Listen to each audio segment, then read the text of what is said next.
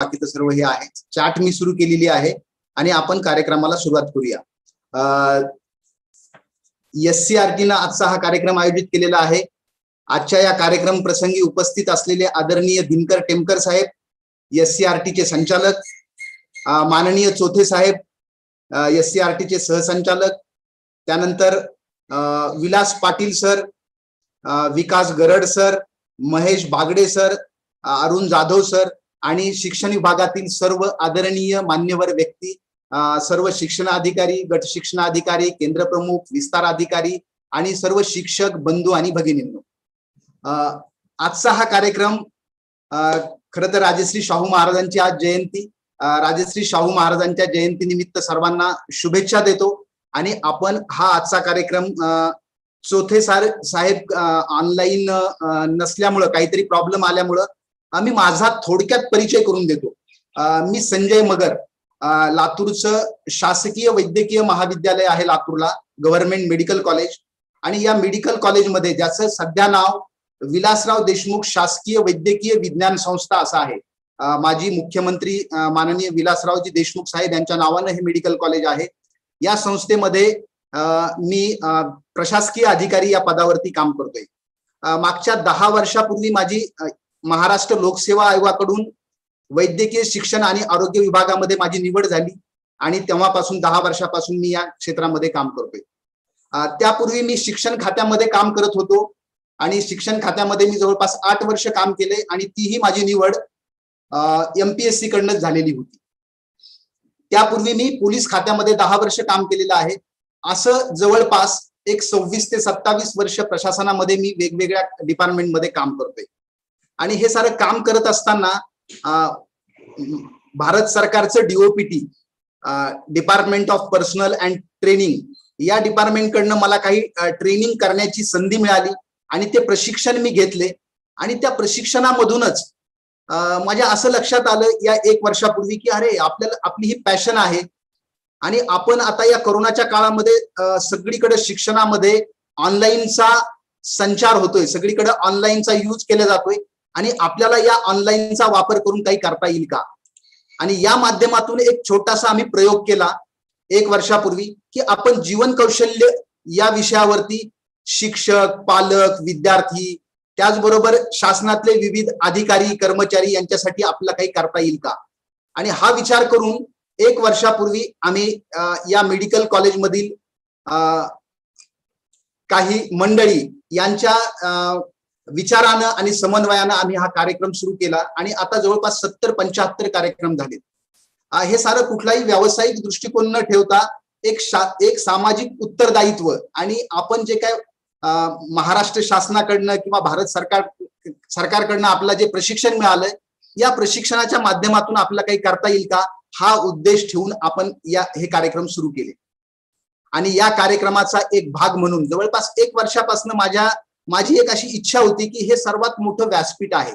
महाराष्ट्र शासनाचं शिक्षण विभाग हा सर्वात मोठा डिपार्टमेंट आणि या डिपार्टमेंट मधले जे स्टेक होल्डर जर आपण पाहिले तर महाराष्ट्र शासनातलं असं कुठलं, म्हणजे महाराष्ट्र राज्यातलं असं कुठलंच घर नाही की त्या घरातला विद्यार्थी शाळेत नाही.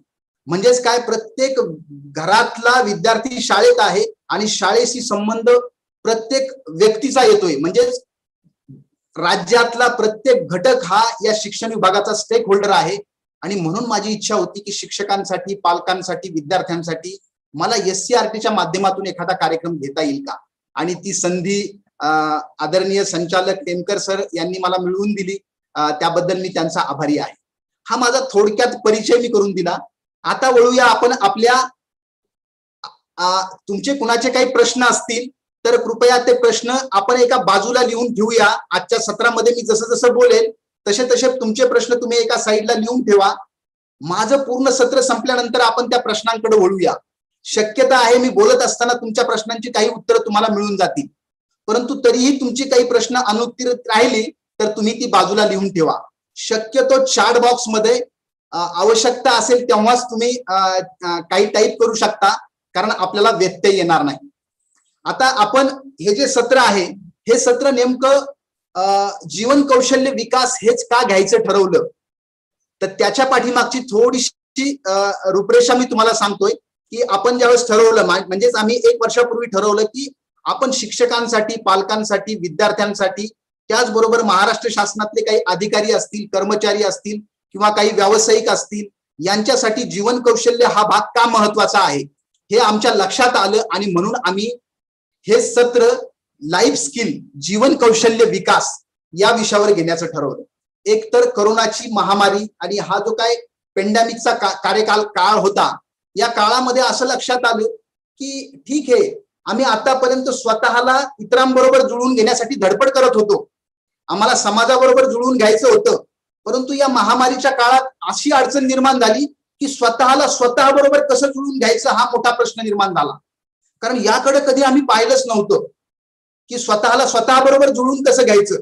मग ते स्वतःला स्वतःशी जुळवून घेणं असेल तर तिथं आमची अडचण निर्माण व्हायची आणि म्हणून मग या करोनाच्या काळामध्ये लक्षात आलं की जीवन कौशल्य खूप महत्वाची आहे. त्यासोबतच जागतिक आरोग्य संघटनेची एक व्याख्या आहे की नेमकं कुठल्या व्यक्तीला निरोगी समजायचं आणि कुठल्या व्यक्तीला रोगी समजायचं. या संदर्भात WHO ने त्यांच्या आरोग्याच्या संकल्पनेमध्ये असं सांगितलं की प्रत्येक व्यक्तीमध्ये एक 10 प्रकारचे इंडिकेटर असले पाहिजेत, 10 इंडिकेटर, आणि त्या 10 इंडिकेटर मध्ये जो व्यक्ती योग्य आहे किंवा ज्या 10 इंडिकेटर मध्ये यस यस यस आहे त्या व्यक्तीला निरोगी समजावं असं जागतिक आरोग्य संघटना सांगते.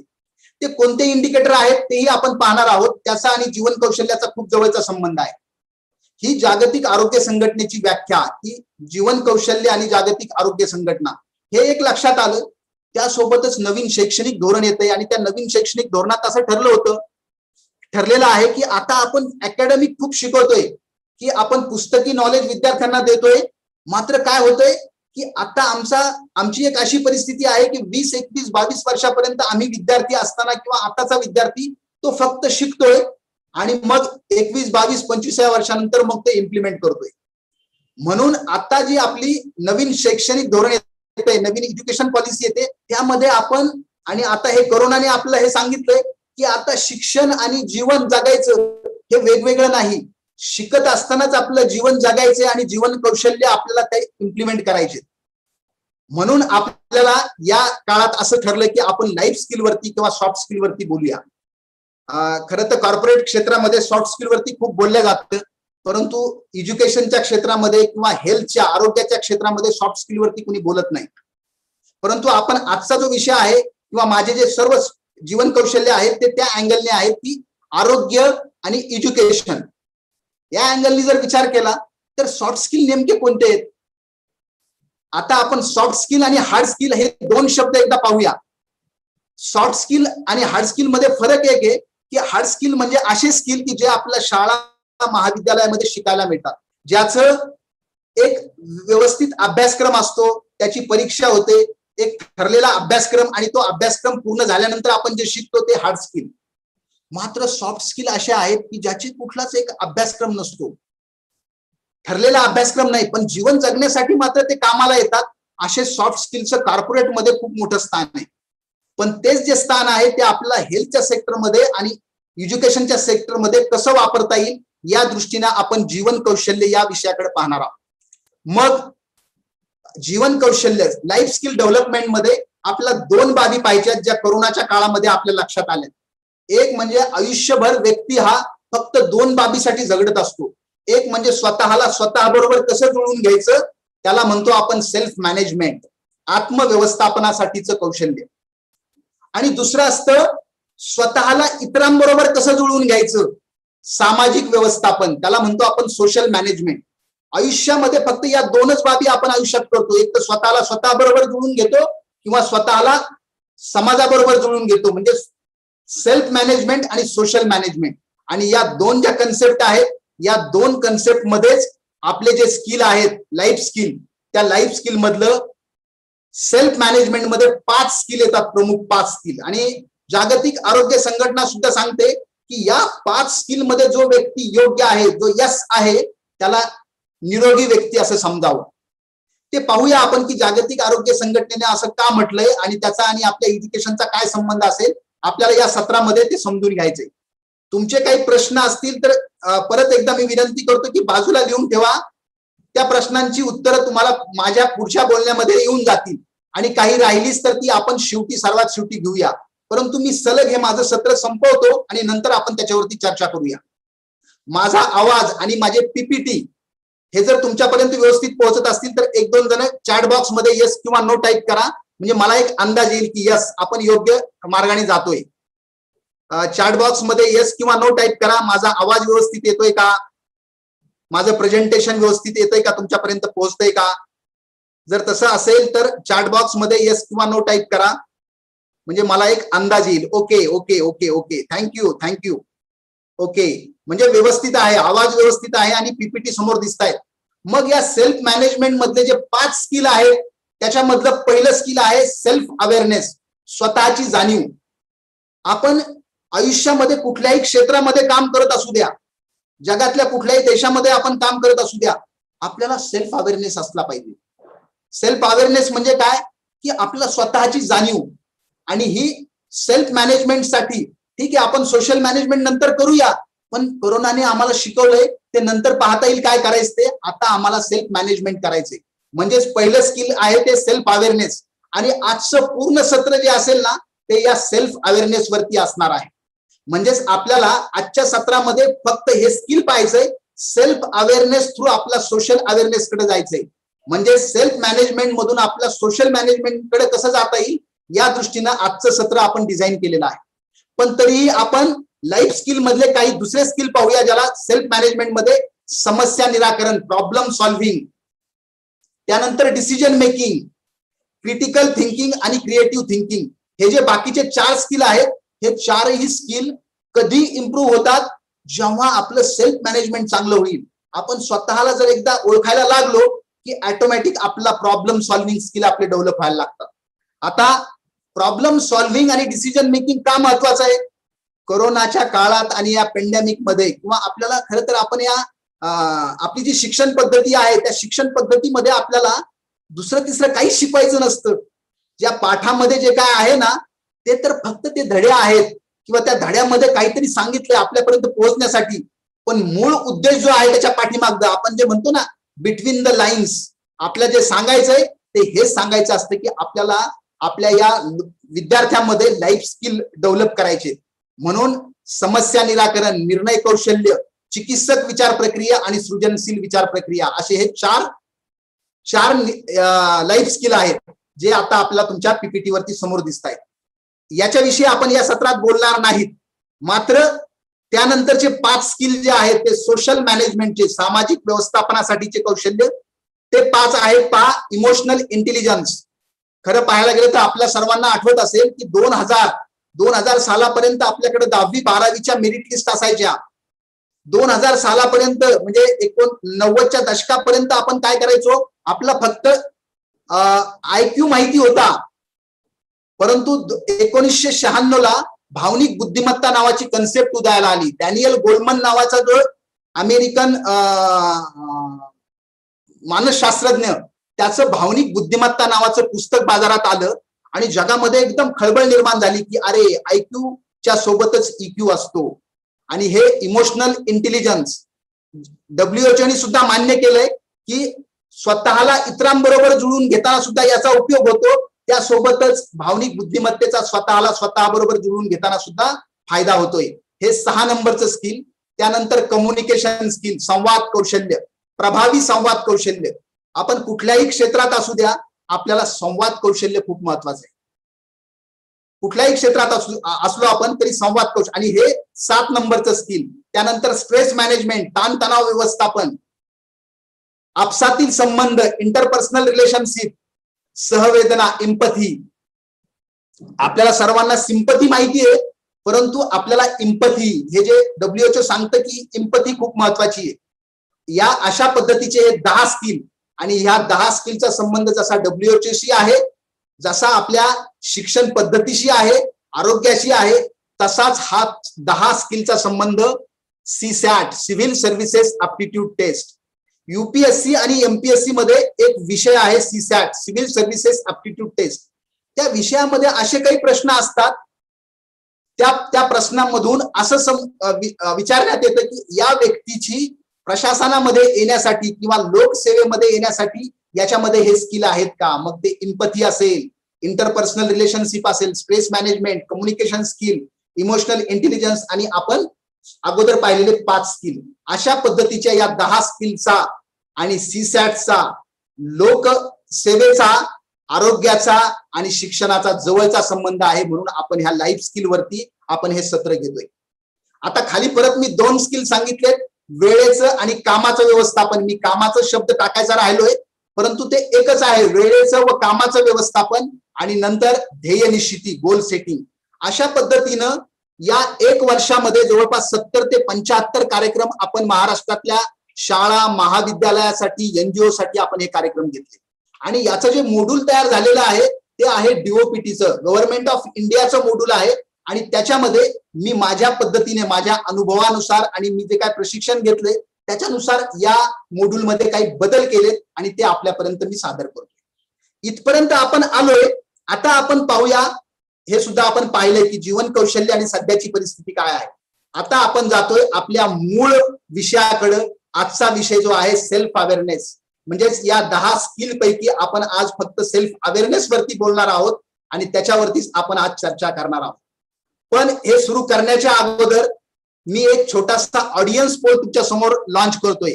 हा ऑडियन्स पोल म्हणजे अशी गोष्ट आहे की तुमच्या समोर एक 3 प्रश्न असणार आहेत आणि या 3 प्रश्नांची उत्तरं तुम्हाला आदर्श उत्तर द्यायची नाहीत. तुम्हाला तुमच्या बाबतीत काय योग्य आहे ते तुम्हाला त्याच्यावरती टिक मार्क करायचंय. कृपया आदर्श उत्तर यात द्यायचं नाही. आणि कोणी काय उत्तर दिलं हे आपण इंडिव्हिज्युअल कुणाचंही उत्तर पाहत नाही. आपण काय करतो, अनालिसिस करतो पूर्ण ऑडियन्सचं, की आपल्या ऑडियन्सला काय म्हणायचंय याच्यावरती आपण अनालिसिस करतोय. आणि म्हणून हा ऑडियन्स पोल मी तुमच्या समोर सुरू केलाय. आपले काही मंडळी युट्यूब लाईव्ह वरती आहेत, त्यांना हा ऑडियन्स पोल वाचता येणार नाही, म्हणून मी तो वाचून दाखवतो. जे युट्यूब लाईव्ह वरती आहेत त्यांच्या ते लक्षात येईल. पहिल्या या ऑडियन्स पोल मधला पहिला प्रश्न आहे, समाजामध्ये सध्या अभ्यासक्रम निवडताना किंवा करिअर निवडताना किंवा कोणताही व्यवसाय निवडताना काय पाहिले जाते, काय पाहिलं जातं, असा हा प्रश्न आहे. त्याच्यामधला पहिला ऑप्शन आहे कोणत्या क्षेत्रात सध्या स्कोप आहे हे पाहिल्या जातं. आणि दुसरा पर्याय आहे संबंधितामधील क्षमता पाहिल्या जातात. म्हणजे वस्तुस्थिती काय आहे हे आपण या प्रश्नामध्ये विचारलंय, की समाजातली वस्तुस्थिती काय आहे, विद्यार्थ्यांमधली, पालकांमधली, व्यावसायिकांमधली वस्तुस्थिती काय आहे ही आपण या पहिल्या प्रश्नात विचारली. दुसरा प्रश्न असा आहे, अभ्यासक्रम निवडताना किंवा करिअर निवडताना किंवा कोणताही व्यवसाय निवडताना काय पाहिले पाहिजे, तुम्हाला काय वाटतंय. दुसऱ्या प्रश्नामध्ये आपलं ओपिनियन विचारलेलं आहे, इंडिव्हिज्युअल ओपिनियन. प्रत्येक ऑडियन्सचं ओपिनियन इथं विचारलंय.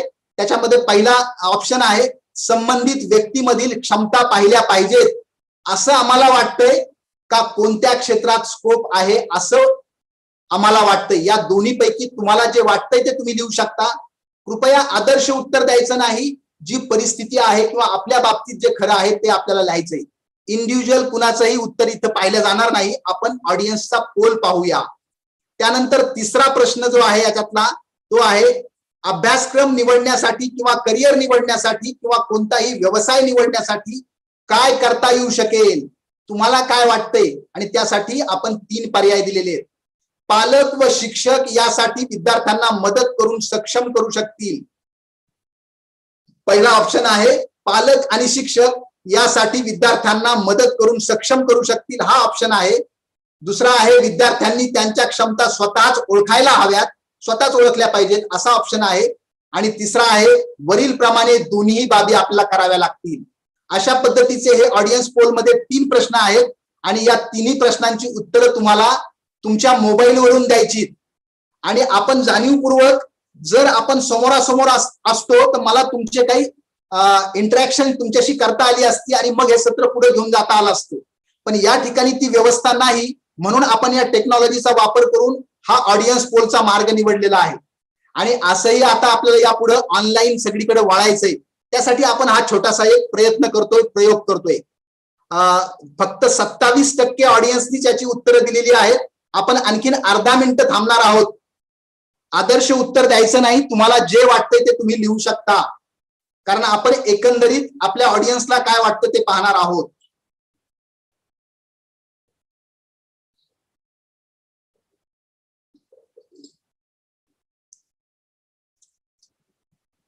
तुमचं उत्तर तुम्ही तुमच्या मोबाईलवरती देऊ शकता, तुम्ही जर लॅपटॉपवर असाल तर लॅपटॉपवरती किंवा कम्प्युटरवरती, पण प्रयोग करा, प्रयत्न करा. आपण याचा अनालिसिस पाहूया.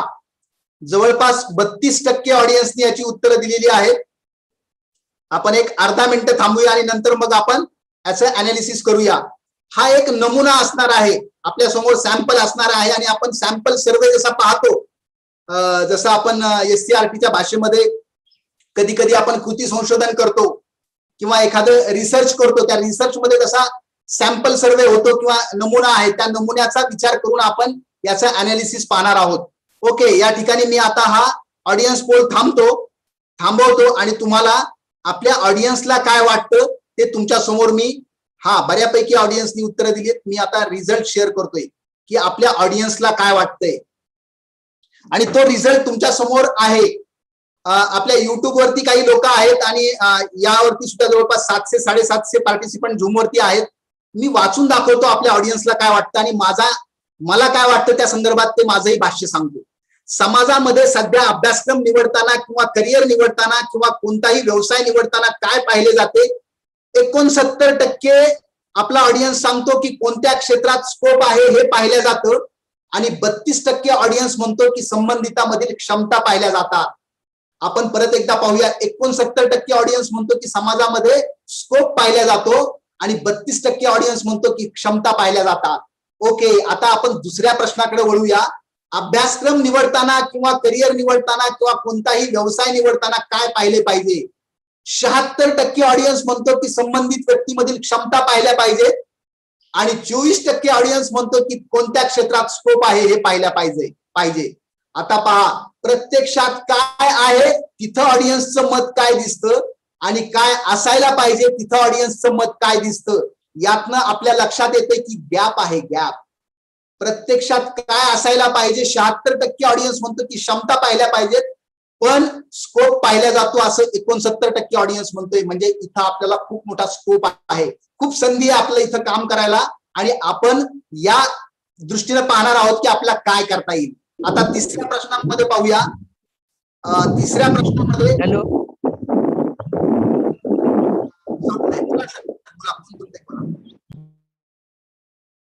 बोला, कुणाला बोलायचंय बोला. ओके ओके, मी आता तिसऱ्या ऑडियन्स पोल मधला तिसरा प्रश्न, अभ्यासक्रम निवडण्यासाठी किंवा करिअर निवडण्यासाठी किंवा कोणताही व्यवसाय निवडण्यासाठी काय करता येऊ शकेल.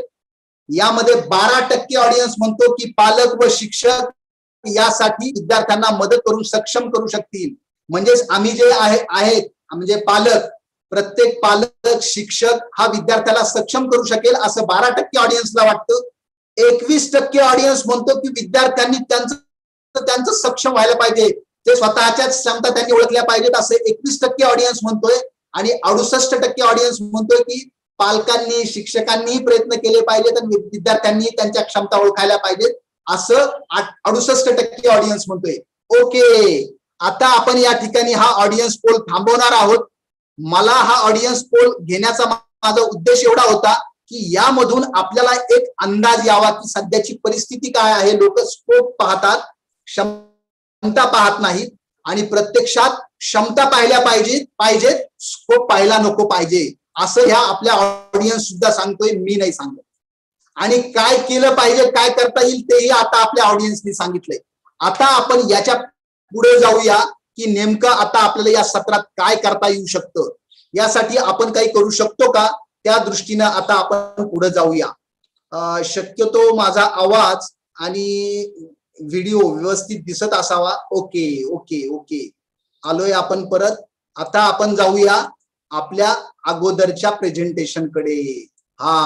आता हे जे स्वतःच्या क्षमता ओळखूया, याच्यामध्ये आपण हे पहिलं स्किल पाहतोय सेल्फ अवेअरनेसचं, life skill for self management, self मॅनेजमेंटसाठीचं स्किल.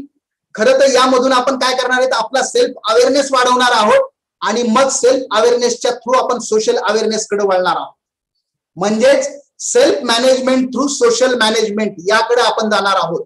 म्हणजे सुरुवातीचं हे जे सत्र आहे सेल्फ अवेअरनेसचं, याच्या मार्फत आपल्याला स्टेप बाय स्टेप बाकीच्या स्किलकडे वळता येऊ शकतं. आपण जाऊया पुढं. यामध्ये एक संकल्पना मी तुम्हाला सांगणार आहे, मिराकी. ही मिराकी नावाची एक कन्सेप्ट आहे आणि ही कन्सेप्ट आहे ग्रीक या देशातली. या कन्सेप्ट मध्ये काय सांगितलंय, ही कन्सेप्ट असं सांगते की प्रत्येक व्यक्तीमध्ये, जगातला कुठलाही व्यक्ती असू द्या, या व्यक्तीमध्ये असं काहीतरी असतं की जे करण्यासाठी तो धडपडत असतो. त्याला ते काहीतरी भव्य दिव्य त्याच्या आतमध्ये असतं आणि ते कळत असताना तो सारं तहान भूक सारं विसरून जातो. त्याला मिराकी म्हणावं. म्हणजेच आतला पूर्ण तो सारं, म्हणजे आपण म्हणतो ना कधी कधी विद्यार्थ्याचे आई वडील सांगतात की तो आमचा मुलगा आहे ना, तो अमुक अमुक करायला लागला की तो सारं विसरून जातो आणि त्याच्यामध्ये इन्व्हॉल्व्ह होऊन जातो. ते जे इन्व्हॉल्व्ह होणं आहे ना, ती जी वस्तू असते, जी काय करणारी जी गोष्ट असते ना, त्याला मिराकी म्हणायचं. म्हणजेच ग्रीक कन्सेप्ट सांगते की एक प्रत्येक व्यक्तीमध्ये अशी एक तरी मिराकी असते. मग ही एक मिराकी असते किंवा एकापेक्षा जास्त मिराकीज प्रत्येक व्यक्तीमध्ये असतात, ज्या की ते करत असताना तो सारं विसरून जातो. तहान भूक सारं विसरून जातो. लोक काय म्हणतील, काय आपलं नाव ठेवतील का, सारं विसरून जातो आणि ते करत असतो. ती विधायक बाब, त्याच्यामधला विधायक शब्द महत्वाचा आहे की विधायक बाब करत असताना तो सारं विसरून जातो. याला आपण मिराकी म्हणावं. मग अशा मिराकी प्रत्येक व्यक्तीमध्ये एक असू शकतात किंवा एकापेक्षा जास्त असू शकतात, असं ही ग्रीक कन्सेप्ट सांगते. बस आपल्याला ही ग्रीक कन्सेप्ट इथपर्यंतच पाहिजे. आता आपण दुसरी एक कन्सेप्ट पाहूया. ही कन्सेप्ट आहे मिसोगी नावाची आणि ही कन्सेप्ट आहे जापानीज कन्सेप्ट आहे. जापानीज. आता जापानीज लोकांचं असं म्हणणं असतं की प्रत्येक माणसाला काहीतरी भव्य दिव्य करायचं असतं. प्रत्येकाला आयुष्यात काहीतरी भव्य दिव्य करावं असं वाटत असतं. त्याची तशी ती अंतःप्रेरणाच असते प्रत्येकाची. परंतु हे भव्य दिव्य करण्यासाठी किंवा जे आवडतं ते करण्यासाठी ना, काहीतरी गोष्टी बाधा बनत असतात किंवा त्याला अडथळा आणत असतात आणि त्या अडथळा आणणाऱ्या बाजू सुद्धा आपल्या आतमध्येच असतात. त्याला मिसोगी म्हणावं असं ही जापानीज कन्सेप्ट सांगते. म्हणजे पहा, ग्रीक कन्सेप्ट म्हणते की आपल्या आतमध्येच असं काहीतरी असतं की जे आपण केलं किंवा ते करण्यासाठी आपलं खूप मजा येते, भव्य दिव्य करावंसं वाटतं आपल्याला, त्या गोष्टी आपल्या आतमध्ये असतात असं ग्रीक कन्सेप्ट सांगते. आणि ही जापानीज कन्सेप्ट सांगते की यस, ते बरोबर असेल सारं काही, की आम्हाला भव्य दिव्य करायचं असतं आमच्या आयुष्यामध्ये, पण ते करण्यासाठी ज्या काय बाधा आणणाऱ्या बाबी आहेत त्या आमच्या आतमध्येच असतात आणि त्याला मिसोगी म्हणायचं. मग या मिसोगी सुद्धा आपल्या आतमध्ये एक असू शकतील किंवा एकापेक्षा जास्त असू शकतील, माहित नाही. ओके, आता आपण पाहिलेच, आपलं जायचंच आता सेल्फ अवेअरनेस कडे, की आपलं समजूनच घ्यायचंय की नेमका हा प्रकार काय आहे. आणि म्हणून आपण आता या दोन्ही बाबीतून आपल्या आता एक लक्षात येते की आमच्या आतमध्येच सारं आहे, चांगलंही आहे आणि वाईटही आहे. फक्त आता चूज करायचंय. म्हणजेच जर आपण पाहिलं की वेरूळची कैलास लेणी, फार पूर्वी जर आम्ही कधी विचार केला असेल की त्या कैलास लेणी तयार होण्याच्या अगोदर तिथं खूप मोठा एक असा नुसता प्रचंड मोठा डोंगर असेल आणि कुणीतरी आले, त्यांच्या डोक्यातनं ती आयडिया आली आणि त्यांनी ते सुरू केलं की आम्हाला यातनं नको असलेला भाग बाजूला काढायचा आणि तिथं आता कैलास लेणी निर्माण झाली. म्हणजेच काय, आता जी कैलास लेणी दिसते ती म्हणजेच आपली मिराकी आहे, मिराकी. आणि नको असलेला भाग म्हणजेच मिसोगी. म्हणजेच आपल्याला विद्यार्थ्यांमधील किंवा आपण व्यावसायिक असू किंवा आपण कुठल्याही क्षेत्रात असू, असं काही नाही की फक्त विद्यार्थ्यालाच माहिती व्हायला पाहिजे. आपल्या आतमध्ये दोन्ही बाबी आहेत, फक्त आपला नको असलेला भाग काढायचा आणि तो समजेल कसा. आणि त्यासाठीच आपण आता जाऊया पुढे, आपल्याला काही करता येऊ शकतं का. यासाठी आपण प्रत्येक व्यक्तीची जी काय सेल्फ असतो, प्रत्येक व्यक्तीमध्ये मी म्हणजे आता आपण चाललोच आहोत की सेल्फ अवेअरनेस कडे किंवा सेल्फ मॅनेजमेंट कडे. तर आता आपण समाजाचा विचारच करणार नाही या सत्रापर्यंत. या सत्रामध्ये आपण आता स्वतःचा विचार करू की माझ्या आतमध्ये नेमकं काय काय असते. तर एक ओपन सेल्फ म्हणजे काय, की मी वैयक्तिक मला स्वतःला, माझ्याविषयी स्वतःला जे माहिती आहे ते इतरांना ओपन सेल्फ. मी जेवढा ओपन आहे, ओपन माइंडेड म्हणजे काय, की मला मी जो आहे पारदर्शी, एकदम ट्रान्सपरंट, त्याला म्हणायचं ओपन सेल्फ. मग काही लोक आहेत समाजामध्ये अशी की ती एकदम ओपन असतात, म्हणजे त्यांच्याशी जरी बोललं तरी लक्षात येऊन जातं की अरे ट्रान्सपरंट. त्यांच्या बरोबर कधी आपण संपर्क जरी आला तरी लक्षात येऊन जातं की हा, याच्यात चांगलं काय तेही कळतं, वाईट काय तेही कळतं आणि सारं एकदम चेहऱ्यावरून लगेच स्पष्टच दिसतं. याला म्हणतात ओपन सेल्फ. असा असतो प्रत्येकामध्ये, असा ओपन सेल्फ असतो. असं म्हणतात की हा ओपन सेल्फ जेवढा जास्तीत जास्त ओपन असेल, आपण जेवढे ओपन असू त्याचा आपल्याला सेल्फ अवेअरनेस साठी फायदा होतो. तो कसा होतो ते पाहूया आपण. पुढचा सेल्फ पाहूया, मग आपल्या लक्षात येईल 4 सेल्फ आहेत, ते 4 सेल्फ पाहिले की मग आपल्या लक्षात येईल की यातला कुठला चांगला आणि काय करता येऊ शकतं. दुसरा असतो तो असतो हिडन सेल्फ. हिडन सेल्फ म्हणजे नेमका काय? स्वतःला माहिती असतं, मला माझ्या साऱ्या बाबी माहिती आहेत, मात्र दुसऱ्याला माहिती नसतात. त्यातल्या काही बाबी मी काय करतो, त्या हिडन करून ठेवतो, लपून ठेवतो. का? कारण मी रिझर्व्ह असतो. मला असं वाटतं की काही गोष्टी जर मी साऱ्या ओपन केल्या तर लोक त्याचा फायदा घेतील, त्याचा गैरफायदा घेतील, किंवा कधी कधी माझ्यामध्ये मिसोगी असते. काय की अरे लोक काय म्हणतील, म्हणून मी काही गोष्टी म्हणजे बाहेर ओपनच करत नाहीत. मिसोगी असते आपल्यामध्ये की कसं आपण, म्हणून काही गोष्टी आपण अशा आतमध्ये दाबून ठेवलेल्या असतात, हिडन असतात. त्या फक्त आपल्यालाच माहिती असतात, दुसऱ्याला मात्र आपण त्या माहिती नसतात. त्याला म्हणतो आपण हिडन सेल्फ. हा सेल्फ सर्वात घातक सेल्फ आहे, हिडन सेल्फ. जेवढा हा हिडन सेल्फ मोठा तेवढे आपले प्रॉब्लेम्स. कोणते? तर स्वतःला ओळखण्याचेही प्रॉब्लेम आणि ते आरोग्याच्या दृष्टीने सुद्धा प्रॉब्लेम्स. ते कसे पाहूया आपण, पण त्याच्या अगोदर आपण तिसरा सेल्फ पाहूया, ब्लाइंड सेल्फ. हा ब्लाइंड सेल्फ काय करतो? स्वतःला माहिती नसतं काहीच, मात्र दुसऱ्याला माहिती असतं. म्हणजे बरेच वेळेस काय असतं की मी कोण आहे मला माहिती नाही, माझ्यातल्या कॅपॅसिटी मला माहित नाहीत, माझ्यातल्या क्षमता मला माहित नाहीत. परंतु होतं काय, मी ज्यांच्या संपर्कात येतो ना तो मला सांगतो की अरे तुझ्यामध्ये ही कॅपॅसिटी आहे. आपले शिक्षक विद्यार्थ्यांना सांगतात की अरे तो मुलगा आहे ना, तो त्याच्यामध्ये ही क्षमता आहे. कधी कधी पालक मुलांना सांगतात. म्हणजेच काय, काही गोष्टी आपल्याला माहिती नसतात पण दुसऱ्याला माहिती असतात, आणि त्या दुसऱ्याला माहिती असणाऱ्या बाबीमधून काय होतं, आपल्याला सेल्फ अवेअर आपण होतो. कसे होतो? तर जेवढे आपण ओपन होऊ तेवढे आपल्याला फीडबॅक मिळायला लागतात, समाजाकडून, लोकांकडून, मित्रांकडून, मैत्रिणीकडून आपल्याला फीडबॅक मिळतात, आणि मग आपला जो ब्लाइंड सेल्फ आहे तो असा मोकळा व्हायला लागतो. कधीच माहित नसतं आपल्याला. माझी एक मिसोगी सांगतो, मगाशी मिसोगी शब्द आला होता. सर्वांमध्ये कॉमन मिसोगी असते की लोक काय म्हणतील. मी जर माझ्यामधले मला जे काय भव्य करायचंय, माझ्यामधल्या मिराकी मला बाहेर काढायच्या, परंतु त्या जर मी बाहेर काढल्या तर लोक काय म्हणतील, ही एक मिसोगी असते. सर्वांमध्ये कॉमन मिसोगी येते की लोक काय म्हणतील, सबसे बडा रोग क्या कहेंगे लोग. लोक काय म्हणतील, माझे नातेवाईक काय म्हणतील, माझे सहकारी काय म्हणतील, आणि त्यामुळे आपण आपल्या ज्या मिसोगी आहेत त्याच्याच ठेवतो. माझ्यामध्ये ती मिसोगी होती. या महामारीच्या अगोदरपर्यंत मी असे कार्यक्रम फक्त ऑफलाईन घ्यायचो, काही ठिकाणी जायचो, स्वतःहून शाळांमध्ये, महाविद्यालयामध्ये जायचो, आणि मग मी त्यांना सांगायचो की मला असा कार्यक्रम घ्यायचा आहे, मला विद्यार्थ्यांसाठी कार्यक्रम घ्यायचा आहे, आणि मग त्यांनी परवानगी दिली की मग मी त्या कार्यक्रम घ्यायला सुरुवात करायचो. परंतु या काळामध्ये मी हे सारं माझ्यातली मिसोगी मी बाजूला काढली, आणि मी ठरवलं की नाही, हे किती दिवस थांबणार आपण, आणि मग ही मिसोगी, लोक काय म्हणतील हा विचार न करता सुरुवात केली. आणि मग काय झालं, स्वतःहून मी अप्रोच व्हायला लागलो. काय की यस, मला असे कार्यक्रम घ्यायला आवडतात, आणि हे कार्यक्रम मी पॅशन म्हणून करतोय, कुठलाही व्यावसायिक दृष्टिकोन न ठेवता पॅशन म्हणून करतोय. आणि ज्यावेळेस असं लक्षात यायला लागलं की अरे पॅशनचा अर्थ नंतर मला लक्षात आला की पॅशन म्हणजे नेमकं काय. तर पॅशन म्हणजे उत्कट भावना. उत्कट भावना म्हणजे प्रेम, विश्वास, आनंद, म्हणजे सर्व सकारात्मक भावना ज्या आहेत ना, त्या भावनांचा आणि पॅशनचा खूप जवळचा संबंध आहे. आपण ते इमोशनल इंटेलिजन्स ज्यावेळेस पाहतो ना, त्यावेळेस आपल्या लक्षात येतं की अरे हे पॅशन आणि या इक्यूचा आणि आयक्यूचा काय संबंध आहे. मग स्वतःला माहिती नसणं, मला माहिती नव्हतं. एक 10 वर्षापूर्वीपर्यंत मी कधीच असा बोललो नव्हतो कोणाच्या समोर. मात्र 10 वर्षापूर्वी अचानक एका व्यक्तीने मला, एका मित्राने बोलावलं, आणि मला त्यानं सांगितलं की अरे आपल्याला एक कार्यक्रम घ्यायचा आणि त्या कार्यक्रमामध्ये तू बोलणार आहेस. मला असं वाटलं की हा कुणाला सांगतोय. मी असं इकडे इकडे पाहिलं, आणि मग समोरच्या व्यक्तीनं, समोरच्या मार्गदर्शकांनी मला सांगितलं की यस, आम्ही तुम्हाला पाहतोय, मी तुला ओळखतोय, आणि मागच्या 5-7 दिवसांमधून माझ्या लक्षात आलं की तू हे असं बोलू शकशील, तू अशा पद्धतीचं ट्रेनिंग घेऊ शकशील.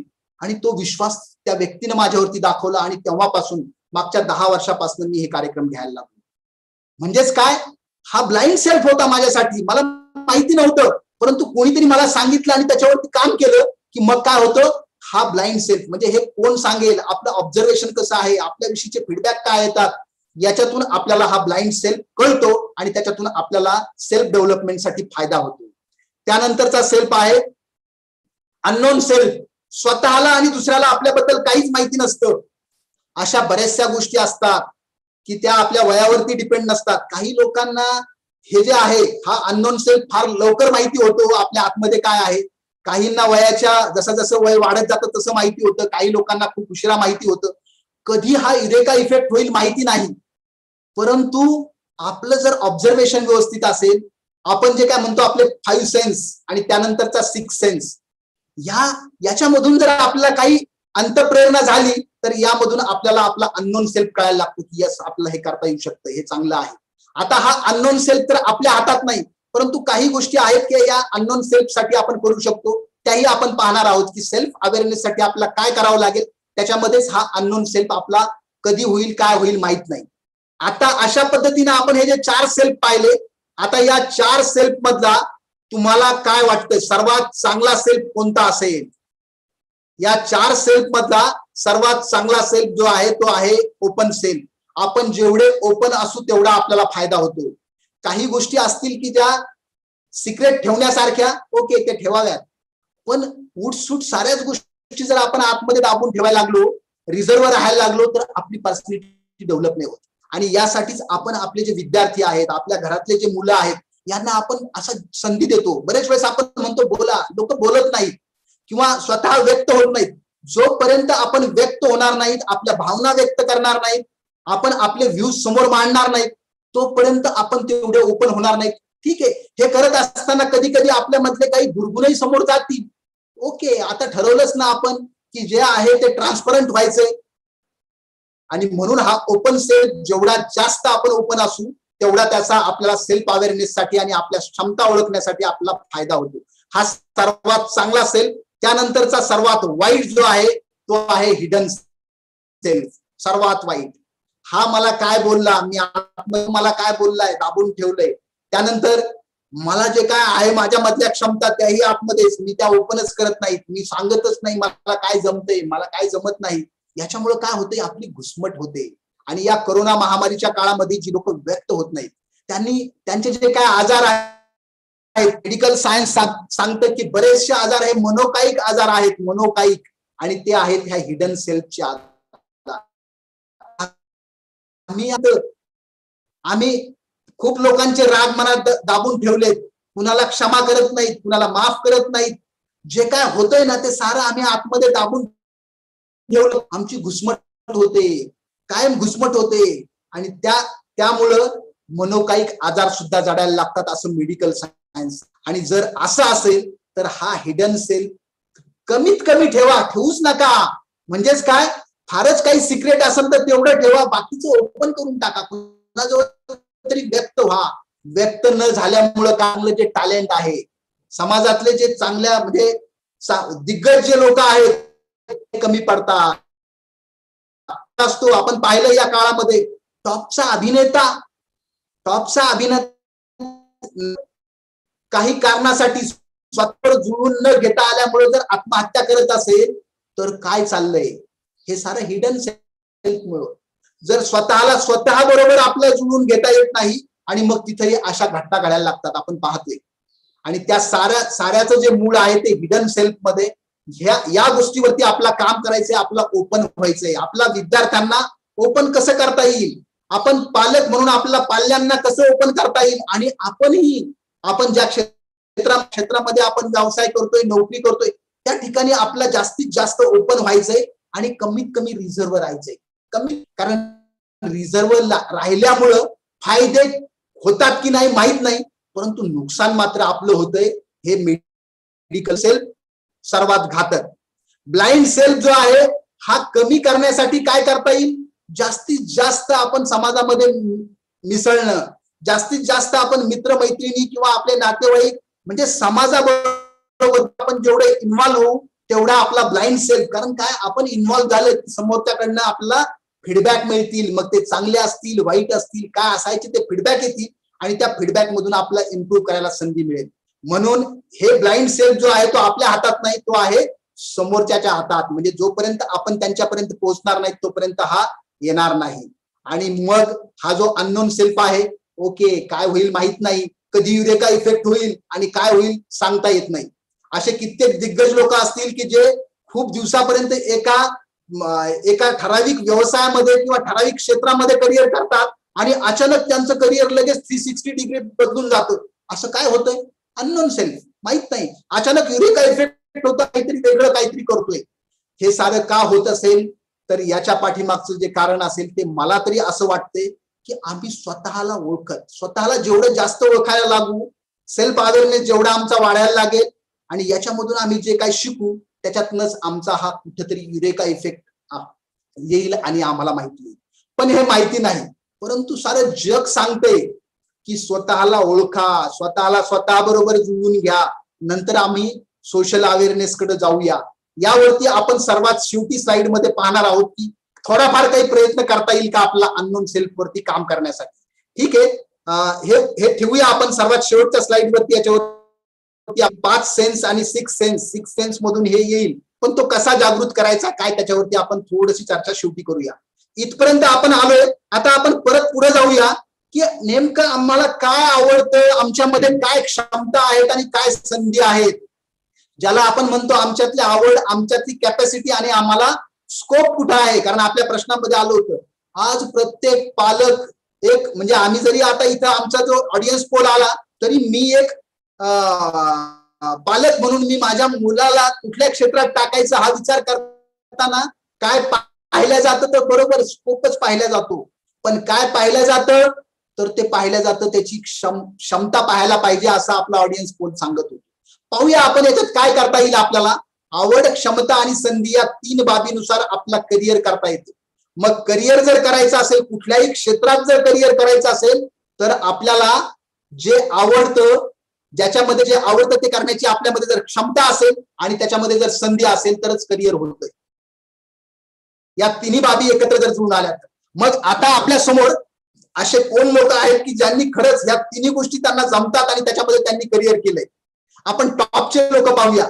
संगीत या क्षेत्रामध्ये करिअर करणारा व्यक्ती जर आपण नुसता विचार जरी केला डोळे झाकून, तरी आपल्या समोर लगेच यायला लागतील लता मंगेशकर, दीदी येतील लगेच. यस, त्यांना जे आवडतं ते करण्याची त्यांच्यामध्ये कॅपॅसिटी होती आणि त्यांना अपॉर्च्युनिटी, त्याच्यामध्ये संधी होती, म्हणून त्यांनी त्याच्यात करिअर केलं. क्रिकेट किंवा खेळ या क्षेत्रामध्ये जर आपण दिग्गज खेळाडू पाहिले तर त्यांनी त्याच्यात करिअर केलं असं मानता येईल, कारण या 3 गोष्टी त्यांच्या बाबतीत जुळून आल्या होत्या. मग ते कुठले टॉपचे व्यावसायिक असतील किंवा टॉपचे समाजकारणी असतील, टॉपचे राजकारणी असतील, टॉपचे व्यावसायिक असतील, जगातल्या कुठल्याही टॉपच्या क्षेत्रातला टॉपचा व्यक्ती त्याचं करिअर जर पाहिलं तर या 3 गोष्टी एकत्र जुळून आल्या म्हणूनच त्याला ते करता आलंय. ओके. मात्र होतं काय, कधी कधी विद्यार्थी किंवा पालक सुद्धा काय करतात, स्वप्न पाहतात. स्वप्न म्हणजेच काय, आम्हाला ते आवडत असते एखादी गोष्ट, त्याच्यामध्ये संधी असते किंवा अपॉर्च्युनिटी असते, मात्र क्षमता पाहिली जात नाही आणि त्याला म्हणतो आपण स्वप्न. आणि अशी संख्या खूप जास्त आहे. कारण काय, प्रत्येक हुशार व्यक्तीला किंवा प्रत्येक पालकाला किंवा प्रत्येक मुलाला आम्हाला समाजामध्ये एकच दिसते की टॉपचे क्षेत्र, आम्हाला एकतर मेडिकलला जायचंय, आम्हाला इंजिनिअरिंगला जायचंय, आम्हाला सीए व्हायचंय, नाही मग आम्हाला सायन्स करायचंय, नाही जमलं तर कॉमर्स करायचंय, सीए व्हायचंय, नाहीतर मग नंतर आम्ही आर्ट्स कडे वळतोय आणि मग कला वगैरे असं. म्हणजे आमची अशी उतरंडच ठरलेली आहे.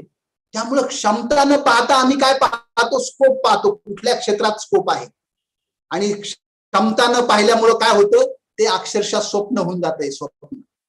म्हणून एक पालक म्हणून किंवा आम्ही एक शिक्षक म्हणून आम्हाला हेही पाहायचं की आमचे विद्यार्थी किंवा माझा जो मुलगा आहे तो स्वप्न तर पाहत नाही ना, मी त्याला स्वप्न तर दाखवत नाही ना, की त्याला एखादी गोष्ट आवडते, ऑपॉर्च्युनिटी आहे, मात्र त्याच्यामध्ये ती क्षमता नसेल तर त्याचा उपयोग होणार नाही, म्हणून ते फक्त स्वप्न होईल.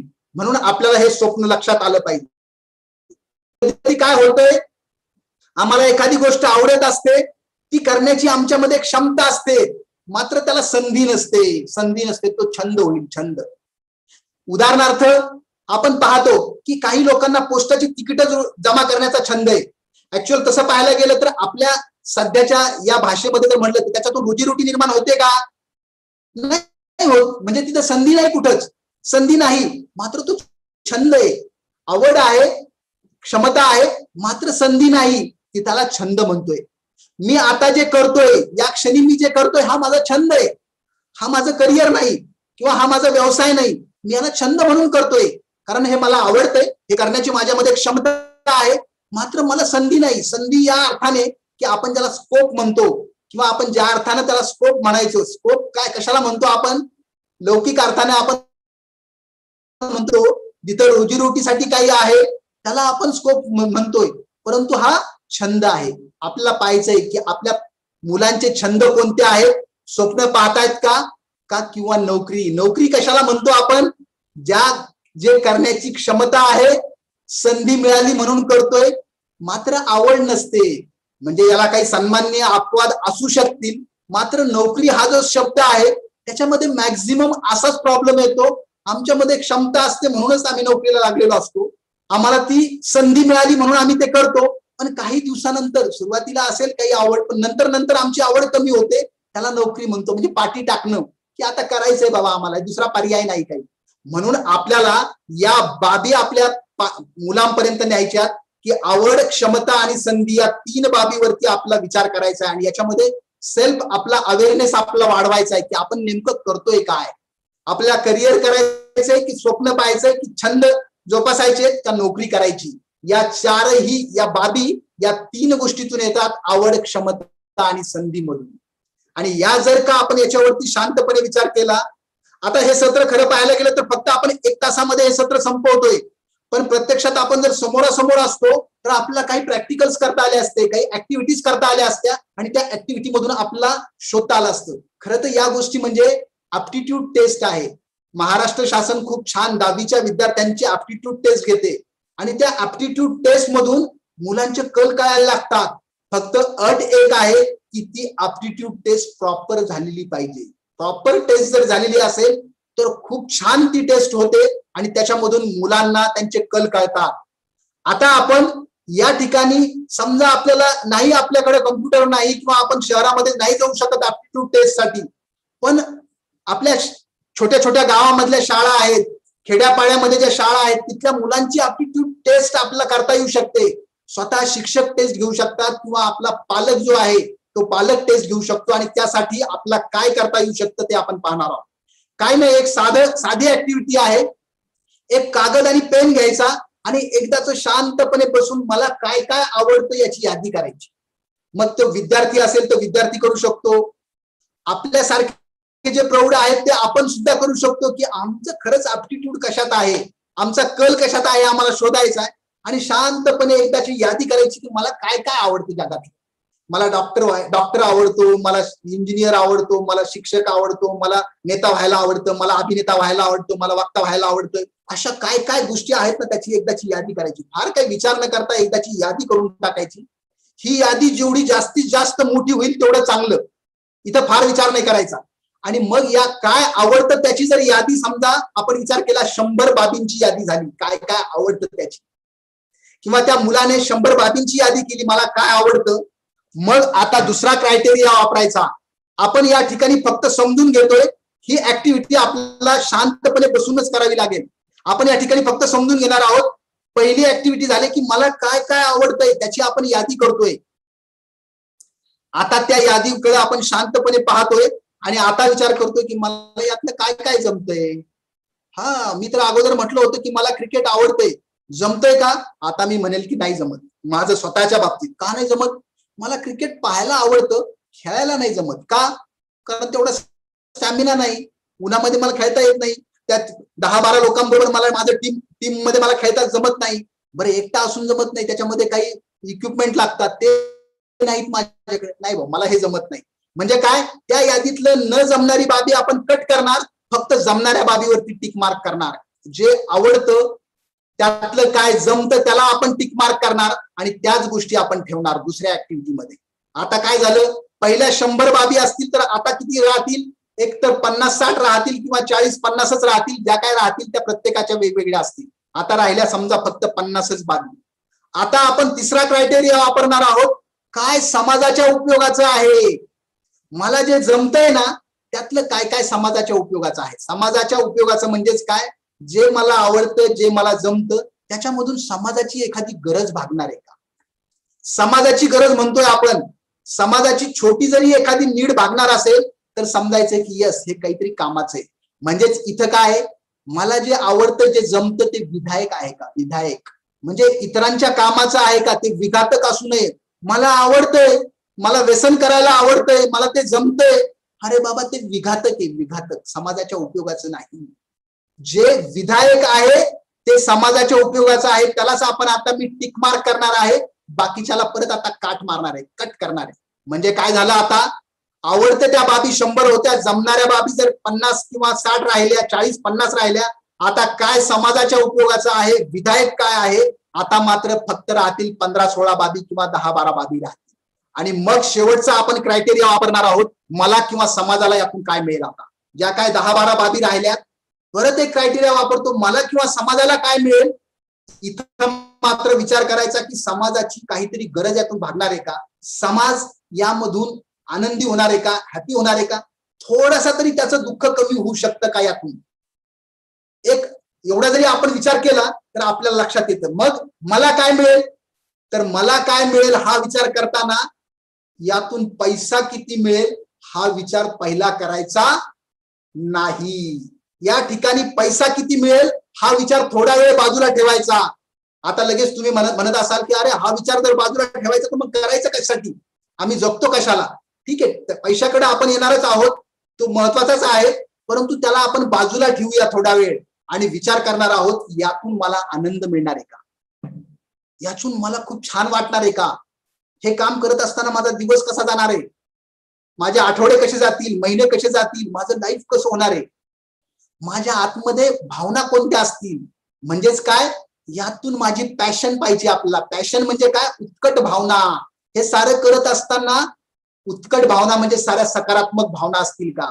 म्हणून आपल्याला पॅशनेट होऊन, म्हणून लोक म्हणतात की व्यवसाय करायचा तो व्यावसायिक होऊन नाही करायचा, आम्हाला व्यवसाय करायचा तो पॅशनेट होऊन व्यवसाय करायचा. उत्कट भावना ठेवून आम्हाला व्यवसाय जर करायला लागलो आम्ही, तर काय होणार आहे, पैसा ऑटोमॅटिक मिळणार आहे. कारण आम्हाला जे आवडतं, ते जे जमतं, जे उपयोगाचं आहे, तेच जर आम्ही खूप आनंदाने करायला लागलोय, लोकांच्या उपयोगाचं आहे, तर आम्ही जे ठरवतो त्याच्यापेक्षा जास्त पैसा मिळेल. किंबहुना आमच्या रोजीरोटी पुरता आम्हाला निश्चितच पैसा मिळणार आहे. परंतु याच्या म्हणजेच हा स्कोप, आम्ही इथं स्कोप पाहिला नाही, इथं आम्ही काय केलं, आमच्या क्षमता पाहिल्या. आणि त्या क्षमता आम्ही पाहिल्यामुळे काय झालंय, फक्त आम्ही इथं क्षमता पाहिल्या, इथं स्कोप पाहिला नाही आम्ही.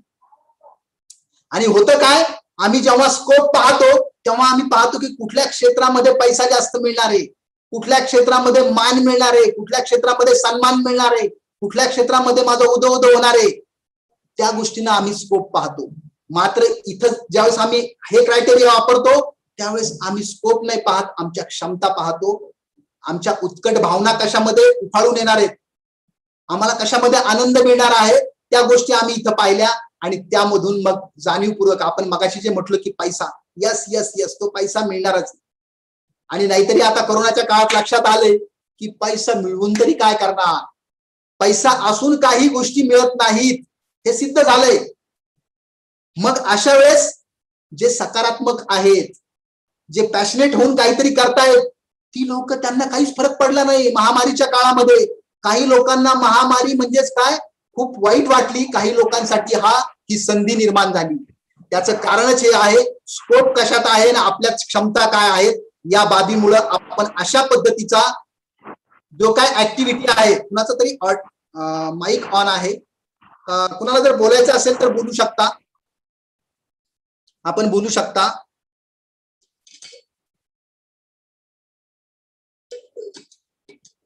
ठीक आहे, काही हरकत नाही, आपण सलग जाऊया पुढं. आपले काही प्रश्न असतील तर बाजूला ठेवा, त्याच्यावरती आपण शेवटी चर्चा करणार आहोत. मात्र मी सलग हे सत्र पुढे घेऊन जातो. आता आपण आलो इथपर्यंत, हे सारं आपण जे काय पाहतोय ते सेल्फ मॅनेजमेंट साठी पाहतोय, सेल्फ अवेअरनेस साठी पाहतोय. सेल्फ मॅनेजमेंट करायचंय, स्वतःची जाणीव, सेल्फ अवेअरनेस, स्वतःबद्दलची नेमकी माहिती, आपल्याबद्दलची नेमकी माहिती, या साऱ्या बाबीतून आपल्याला कुठेतरी आपल्याबद्दलची माहिती हळूहळू व्हायला लागेल. आपल्याला याच्यावरती काम करावं लागेल. स्वतःची बलस्थानं काय आहेत, माझी बलस्थानं काय आहेत, मी कुठल्या बाबतीत स्ट्रॉंग आहे. नाहीतरी असं वाटतच असतं प्रत्येक व्यक्तीला की आपण फार ग्रेट आहोत. प्रत्येकाला कधी ना कधीतरी असं वाटलेलं आहे की आपण फार ग्रेट आहोत. अरे मग ग्रेट आहोत तर एकदाचा कागद आणि पेन घ्यायचा आणि आपलं स्वतःचं शॉर्ट अनालिसिस करायचं. शॉर्ट अनालिसिस शेवटी दाखवलंय पहा, SWOT. S म्हणजे स्ट्रेंथ, W म्हणजे विकनेस, O म्हणजे अपॉर्च्युनिटी आणि T म्हणजे थ्रेट्स. हे जागतिक टूल आहे. जगातल्या ज्या मॅनेजमेंटच्या ज्या संस्था आहेत त्या मॅनेजमेंटच्या संस्थांमध्ये हे शॉर्ट अनालिसिस नावाचं टूल वापरलं जातं. आणि हे टूल आपण सेल्फ अवेअरनेस साठी वापरूया, स्वतःच्या मॅनेजमेंटसाठी वापरूया आणि याचाच उपयोग आपण स्वतःकडून मग सोशल मॅनेजमेंटकडे जाताना त्याचा उपयोग करूया. मग सेल्फ अवेअरनेस म्हणजे काय? स्वतःबद्दलची नेमकी माहिती, स्वतःची बलस्थानं. आम्हाला वाटतं ना बरेच वेळेस की आपण फार ग्रेट आहोत. मला कधी ना कधी असं वाटत असतं मी फार ग्रेट आहे. एकदाची कागद आणि पेन घ्यायचा आणि एकदाची यादी करायची की आपले काय काय ग्रेट बाबी आहेत, स्ट्रेंथच्या बाबी. नंतर स्वतःमधल्या उणिवा. प्रत्येक व्यक्ती, जगातल्या प्रत्येक व्यक्तीला कधी ना कधीतरी या महामारीच्या काळात असं वाटलं की आपण फार गरीब आहोत, आपण दुबळे आहोत, फार छोटे आहोत आपण. या 1 वर्षामध्ये कुठलाही आतापर्यंत मोठे मोठे देश सुद्धा जे होते ते सुद्धा म्हणतायत की काही खरं नाही.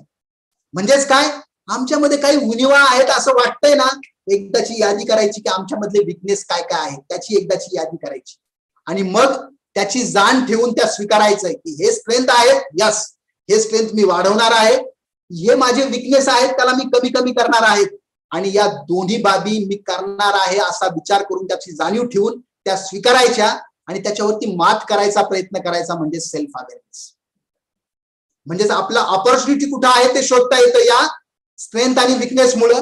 आणि एकदा आपला ऑपॉर्च्युनिटी कळाली आणि काही प्रमाणात धोके कुठं कुठं आहेत, थ्रेट्स, याला काही ठिकाणी चॅलेंजेस सुद्धा म्हणतात, SWOC चॅलेंजेस. कोणते कोणते चॅलेंजेस आहेत याचा विचार करायचा आणि यामधून मग आपल्याला आपली स्वतःची जाणीव व्हायला लागते. स्वतःच्या क्षमता, स्वतःच्या मर्यादा, आवडीनिवडी आणि आकांक्षा ओळखण्याचं कौशल्य म्हणजे सेल्फ अवेअरनेस. आणि हे सेल्फ अवेअरनेस जे आहे ना, हेच फार दुर्लक्षित झालं होतं. मी माझ्या आयुष्यात सारच केलं आतापर्यंत. मला मान, सन्मान, पद, प्रतिष्ठा, पैसा याच्याकडे मी स्वतः सोडून सारं लक्ष देत होतो. कारण मला काय काय सेल्फ सोशल मॅनेजमेंट चांगलं जमत होतं. पण महामारीच्या काळात मला समजलं की हे नंतर पाहूया, अगोदर सेल्फ मॅनेजमेंट करायचे आणि त्यासाठी हे स्वॉट अनालिसिस. आणि याचाच उपयोग करून, हा उपयोग आपण कुठल्याही क्षेत्रात करू शकतो. आरोग्याच्या क्षेत्रात करता येतो, एज्युकेशनच्या क्षेत्रात तो खूप मोठ्या प्रमाणात करता येतो.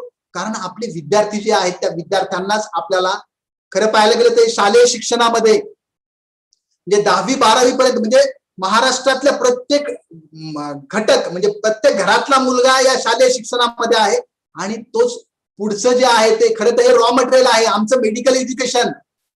वैद्यकीय शिक्षण विभागामध्ये येणारा प्रत्येक विद्यार्थी तो कुठून येतोय? इथूनच येतोय. म्हणजे उद्या येणारे जे विद्यार्थी आहेत ते यातूनच घडणार आहेत. म्हणून आपल्याला हे प्रत्येक क्षेत्रामध्ये वापरता येईल. काही व्यावसायिक असतील, ठीक आहे, आरोग्याच्या क्षेत्रात नाहीत, शिक्षणाच्या क्षेत्रात नाहीत, काही व्यावसायिक असतील, त्यांना स्वतःचे व्यवसाय करायचे, रोजीरोटीसाठी काहीतरी करायचंय, ते सुद्धा आपल्याला या सेल्फ अवेअरनेस मधून आपला करता येऊ शकतं की मला नेमकं काय आवडतं आणि मी काय केलं पाहिजे.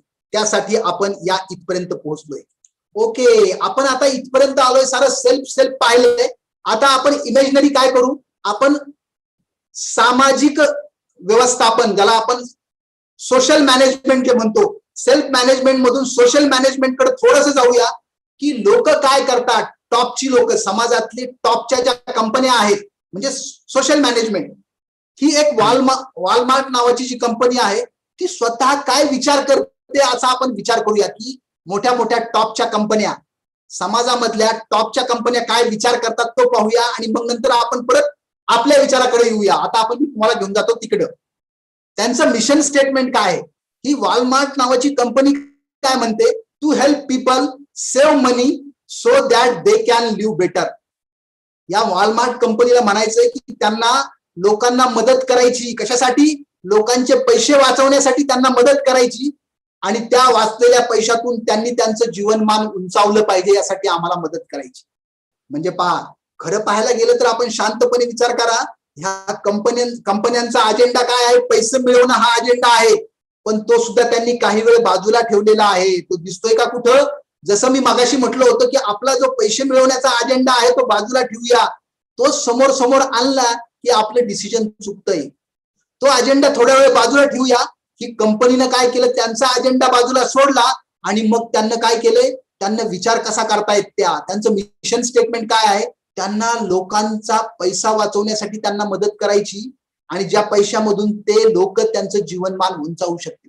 त्यांना स्वतःसाठी काहीच करायचं नाही, त्यांना जे काय करायचं ते दुसऱ्यासाठी करायचंय. हे त्यांचं मिशन स्टेटमेंट आहे. ओके, पाहूया आपण याच्यातून काय होते. पुढचं एक मिशन स्टेटमेंट पाहूया. मायक्रोसॉफ्ट ही मायक्रोसॉफ्ट कंपनी समाजामध्ये काम करते, सोसायटीमध्ये काम करते, त्यांचं मिशन स्टेटमेंट काय आहे? त्यांना म्हणायचंय we believe in what people make possible. त्यांचा याच्यावरती विश्वास आहे की लोक काय पॉसिबल करू शकतात, काय शक्य आहे लोकांमध्ये, याच्यावरती त्यांचा विश्वास आहे. आणि त्यांचं मिशन काय आहे? Our mission is to empower every person. त्यांचं मिशन आहे की सर्व लोकांना त्यांना एम्पॉवर करायचंय.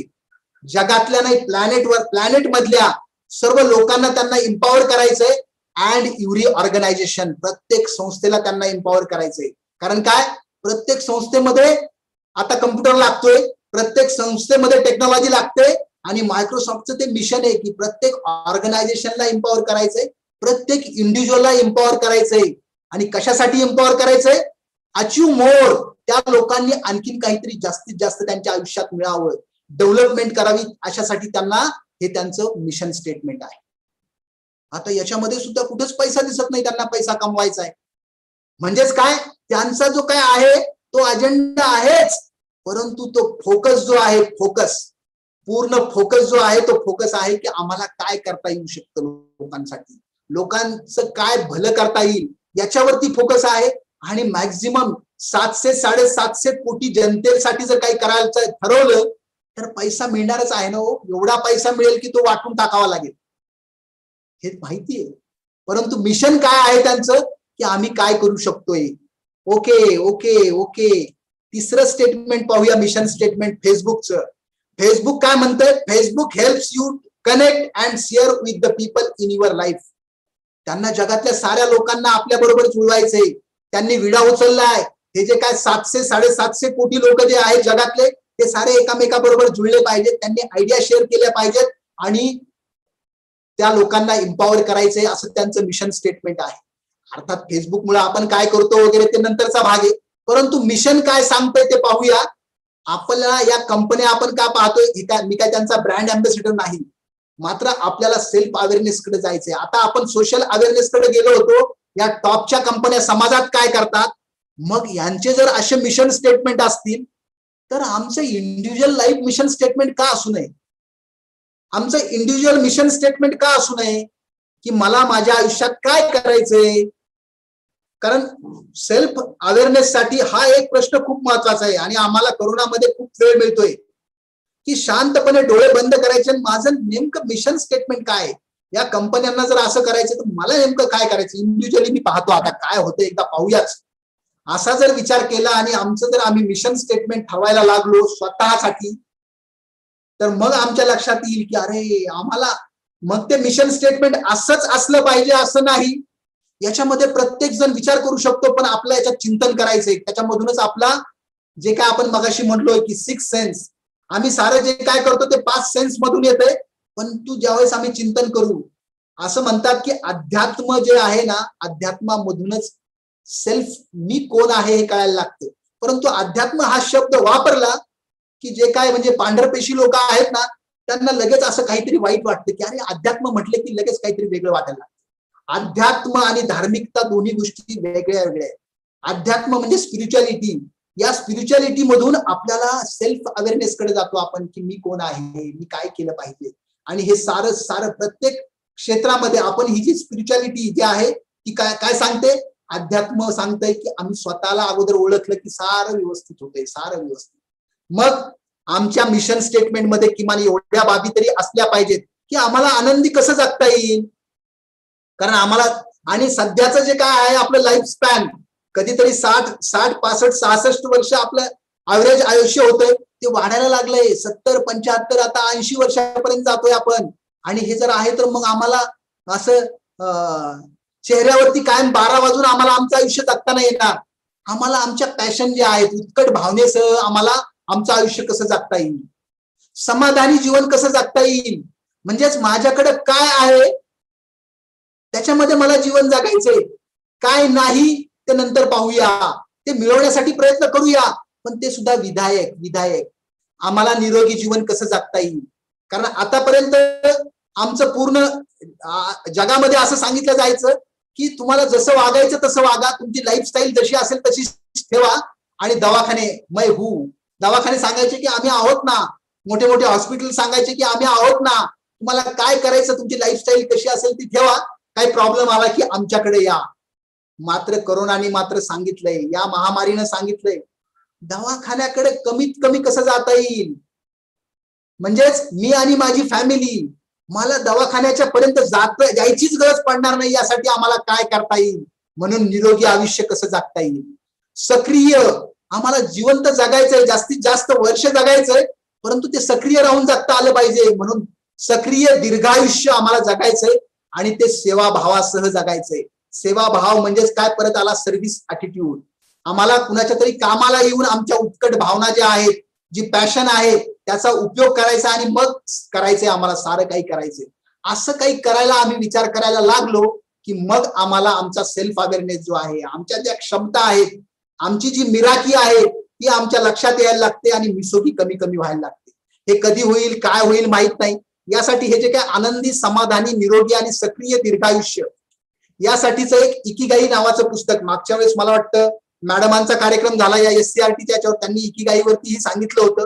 हे इकिगाई नावाचं जे पुस्तक आहे, हे जापानीज एक कथा आहे. ओकिनावो नावाचं बेट आहे आणि त्या ओकिनावो नावाच्या बेटावरती 100 पेक्षा जास्त वर्ष जगणारी जगातली सर्वात जास्त लोक राहतात. त्यांचं आयुष्य 100+ आहे. आणि ही लोक कशी जगली, त्यांच्या आयुष्यात हे आनंदी कसे जगले, समाधानी कसे राहिले, निरोगी कसे होते, यांचे व्यवसाय काय होते, यांच्या पॅशन काय होत्या, यांनी काय खाल्लं, कसं खाल्लं, काय खात होते, लोकांबरोबरचे व्यवहार काय होते, यांचे लाईफ स्किल कसे होते, या साऱ्या गोष्टी या इकिगाई मध्ये सांगितल्यात. आणि विद्यार्थ्यांसाठी, पालकांसाठी आणि शिक्षकांसाठी मी रिकमेंड करतो हे पुस्तक. मग ते मराठीमध्ये आहे, इंग्लिशमध्ये आहे, हिंदीमध्ये आहे. एकदा आपण पाहिलं की आपला जो सेल्फ अवेअरनेस आहे किंवा हे जे पहिलं जे स्किल आहे आपलं लाईफ स्किल, कोणतं, स्वतःच्या क्षमता ओळखण्याचं, ह्या स्किल बाबतीत आणखीन त्याच्यावरती आपला प्रकाश पडू शकतो, म्हणून हे इकिगाई नावाचं स्किल. आणि सोबतच सेल्फ अवेअरनेस साठी आम्हाला काय करता येईल, तर सध्या तरी आपल्या जवळ जर विचारलं तुम्ही, तुमच्यामध्ये काही प्रश्न असतील मला माहित नाही, पण ते मी पाहणार आहे, तुमच्या चॅट बॉक्स मध्ये मी जाऊन पाहणार आहे काही प्रश्न आहेत का, किंवा तुमचेही काही प्रश्न घेणार आहे. परंतु तर मला विचारलं तुम्ही की आता लगेच शीघ्र काय करता येईल, पहिला पर्याय सांगा, यासाठी सेल्फ अवेअरनेस साठी आम्हाला काय करता येईल, 1-2 बाबी तरी सांगा. असं जर तुम्ही मला विचारणार असाल तर मी पहिली गोष्ट सांगेल की सेल्फ अवेअरनेस साठी योगा, प्राणायाम, ध्यान, या साऱ्या स्वतः करणाऱ्या बाबी आहेत. आम्हाला कुणाचीही आवश्यकता नाही. स्वतःमध्ये एकदा आम्ही योगा करू, प्राणायाम करू, ध्यान करू, साऱ्या जगाने मान्य केलंय. आपली ही जी संस्कृती आहे साऱ्या जगाने मान्य केली, आणि आता जगाने मान्य केली म्हटल्यावर आपला मान्य करणं मस्त आहे. कोरोनाच्या काळामध्ये सुद्धा मेडिकल सायन्स मध्ये सुद्धा आपलं आयुष मंत्रालय सांगतंय की या गोष्टी महत्वाच्या आहेत.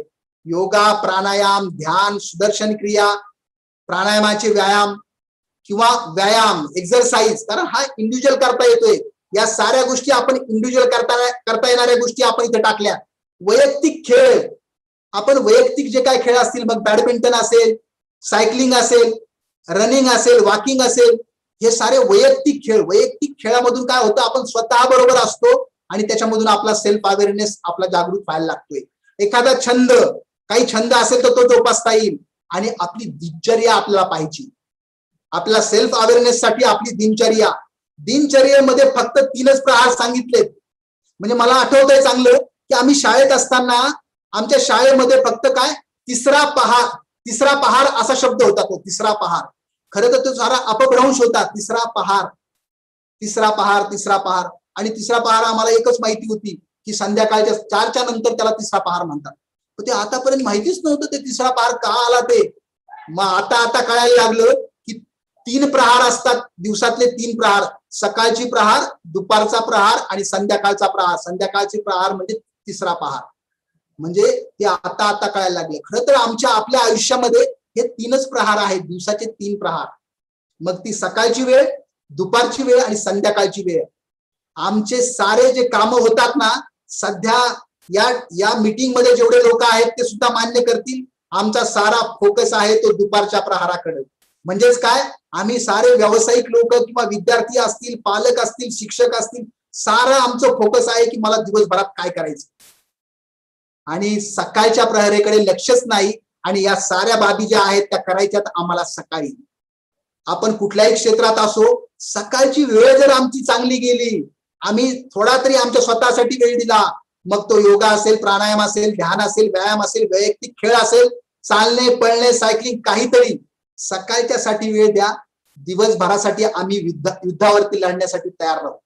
कारण काय, विद्यार्थी असतील तर त्यांना अभ्यास करायचा आहे, नोकरीवाले असतील तर ऑफिसमध्ये जायचंय, व्यावसायिक असतील तर त्यांना व्यवसाय करायचा आहे. म्हणून हा दुपारचा प्रहार तो महत्वाचा. पण त्याच्यासाठी तयारी करायची सकाळी. आणि संध्याकाळी काय करायचंय, संध्याकाळी जेवढं लवकरात लवकर आम्हाला झोपता कसं येईल, जेवण करून झोपता कसं येईल, कारण आमची विश्रांती, संध्याकाळचा प्रहार म्हणजेच विश्रांती. संध्याकाळी आम्हाला रात्री लवकर, अर्ली टू बेड आणि अर्ली टू राईज शाळेमध्ये लिहिलेलं होतं, त्याचे अर्थ कळत नव्हते त्यावेळेस. काय, लवकर निजे लवकर उठे त्याशी आरोग्य धनसंपदा लाभे. त्या लवकर निजे, निजे हा जो शब्द आहे तो फार गावंढळ शब्द आपण त्याला वापरतो, म्हणतो त्याला गावंढळ शब्द आहे, पण आम्ही तर तोच ऐकला होता. कारण आमच्या शाळेतल्या त्या खांडावरती लिहिलं होतं, खांड म्हणजेच त्या लाकडाच्या बाजूवर लिहिलेलं होतं. मला आणखीन आठवतंय, लवकर निजे लवकर उठे त्याशी आरोग्य धनसंपदा लाभे. आणि आता मात्र 48व्या वर्षी त्याचा अर्थ कळायला लागला की लवकर निजे म्हणजे बाबा रे, लवकर सारं काम संपव, लवकर झोप, अर्ली टू बेड. आता मात्र आमचं स्लोगन वेगळं आलं आता कॉर्पोरेटमुळे, early to bed early to rise. आम्ही बेडवरती जातो अर्ली, पण झोपतो की नाही माहित नाही. सकाळी उठायचं आणि हे कधी करणार. म्हणून आपल्याला या गोष्टीकडे जर गेलो आम्ही, तर आमचा सिक्स सेन्स जो आहे तो ऑटोमॅटिक कधीतरी युरेका इफेक्ट होईल आणि मग जे म्हटलं होतं आपण अननोन सेल्फ, तो जागा व्हायला लागेल. असं या ठिकाणी मला असं वाटतंय. आपण या ठिकाणी थांबूया. माझं या ठिकाणी माझा कॉन्टॅक्ट नंबर देतोय आणि नम्रपणे सर्वांना सांगतो की यामध्ये कुठलाही व्यावसायिक दृष्टिकोन नाही. मी महाराष्ट्र शासनातला वैद्यकीय शिक्षण विभागातला एक अधिकारी आहे आणि हे सारे सत्र मी कुठलाही व्यावसायिक दृष्टीने घेत नाही. फक्त मला महाराष्ट्र शासनातल्या 3 डिपार्टमेंटमध्ये काम करताना, मग ते पोलीस खातं असेल, शिक्षण खातं असेल आणि आरोग्य खातं असेल, हे काम करत असताना भारत सरकार आणि महाराष्ट्र शासनाची यशदा यांच्या मार्फत जे काही प्रशिक्षण मिळाले आणि मला या 3 डिपार्टमेंट मधून जे काही शिकायला मिळालं, त्याच्यातनं हे सत्र तयार झालेले आहेत. आणि त्याचा उपयोग महाराष्ट्र शासनाचे जे स्टेक होल्डर्स आहेत, मग ते शिक्षक असतील, पालक असतील, विद्यार्थी असतील, शासकीय कर्मचारी असतील, अधिकारी असतील, व्यावसायिक असतील, या सर्वांसाठी कसा उपयोग करता येईल यासाठी हे सत्र आपण घेतोय. माझा कॉन्टॅक्ट नंबर देतो 94 22 72 37 37 9422723737. हा माझा कॉन्टॅक्ट नंबर आहे. आपण या ठिकाणी थांबणार आहोत, मात्र आपण फीडबॅक कडे वळणार आहोत आणि तो जो फीडबॅक आहे तो असेल ऑडियन्स पोलच्या. कृपया माझी विनंती असेल की हा फीडबॅक सर्वांनी द्यावा. परत सांगतो की यामध्ये कुणीही आदर्श उत्तर देऊ नये. आपल्याला जे वाटतं ते तुम्ही लिहू शकता. कारण आदर्श उत्तर, कारण प्रत्येकाचं इंडिव्हिज्युअल उत्तर आपण पाहणार नाही. तुमचं सर्वांचं कॉमन, आपल्या ऑडियन्सला काय वाटतं ते आपण दाखवणार आहोत. म्हणून कृपया या ऑडियन्स पोलचं उत्तर आदर्श उत्तर देऊ नका. पहिला प्रश्न जे आहे, आपले काही लोक युट्यूब वरती आहेत, युट्यूब वरल्या लोकांसाठी हा ऑडियन्स पोल मी वाचून दाखवतो कारण ते दिसणार नाही. पहिला प्रश्न आहे, कृपया चॅट बॉक्स मध्ये आपण प्रतिक्रिया नंतर द्याव्यात, मात्र ऑडियन्स पोल कडे लक्ष द्यावं. पहिला प्रश्न आहे, आजच्या ऑनलाईन सत्रातून आपणास काय मिळाले? आजचं जे ऑनलाईन सत्र झालं त्यातून काय मिळालं? पहिला ऑप्शन आहे, आजच्या सत्रामधून एंटरटेनमेंट झाली, करमणूक झाली का? किंवा दुसरा ऑप्शन आहे, उद्बोधन झालं, एनलाइटनमेंट झाली. तिसरा ऑप्शन आहे, नॉलेज मिळालं, ज्ञान मिळालं. चौथा ऑप्शन आहे, आम्हाला मोटिवेशन मिळालं किंवा प्रेरणा मिळाली. आणि पाचवा ऑप्शन आहे, वरीलपैकी सर्व मिळालं, ऑल अबोव. तुम्हाला जे वाटतं ते तुम्ही टिक मार्क करू शकता. कुणाचंही इंडिव्हिज्युअल उत्तर पाहिलं जात नाही. एकंदरीत ऑडियन्सला काय वाटतं ते आपण पाहणार आहोत. त्यानंतरचा दुसरा प्रश्न आहे फीडबॅक साठीचा, की आजचं सत्र कसं झालं? आजचं सत्र कसं झालं? चांगलं झालं, उत्कृष्ट झालं का अतिउत्कृष्ट झालं? तुम्हाला या 3 पैकी जे वाटतं ते तुम्ही लिहू शकता. युट्यूब वरती जे लोक आहेत ते सुद्धा लिहू शकतात की आजचं सत्र कसं झालं, चांगलं, उत्कृष्ट का अतिउत्कृष्ट. जे वाटतं ते लिहा. कृपया आदर्श उत्तर देऊ नका. मला काहीही वाटणार नाही आणि आयोजकांनाही काहीही वाटणार नाही. तुम्हाला जे वाटतं ते तुम्ही लिहू शकता, कारण हा फीडबॅक आहे. आणि फीडबॅक काय सांगतो आपण पाहिलंच मागाशी.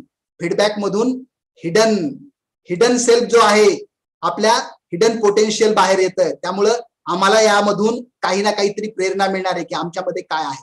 म्हणून कृपया आदर्श उत्तर देऊ नका, जे वाटतं ते लिहा.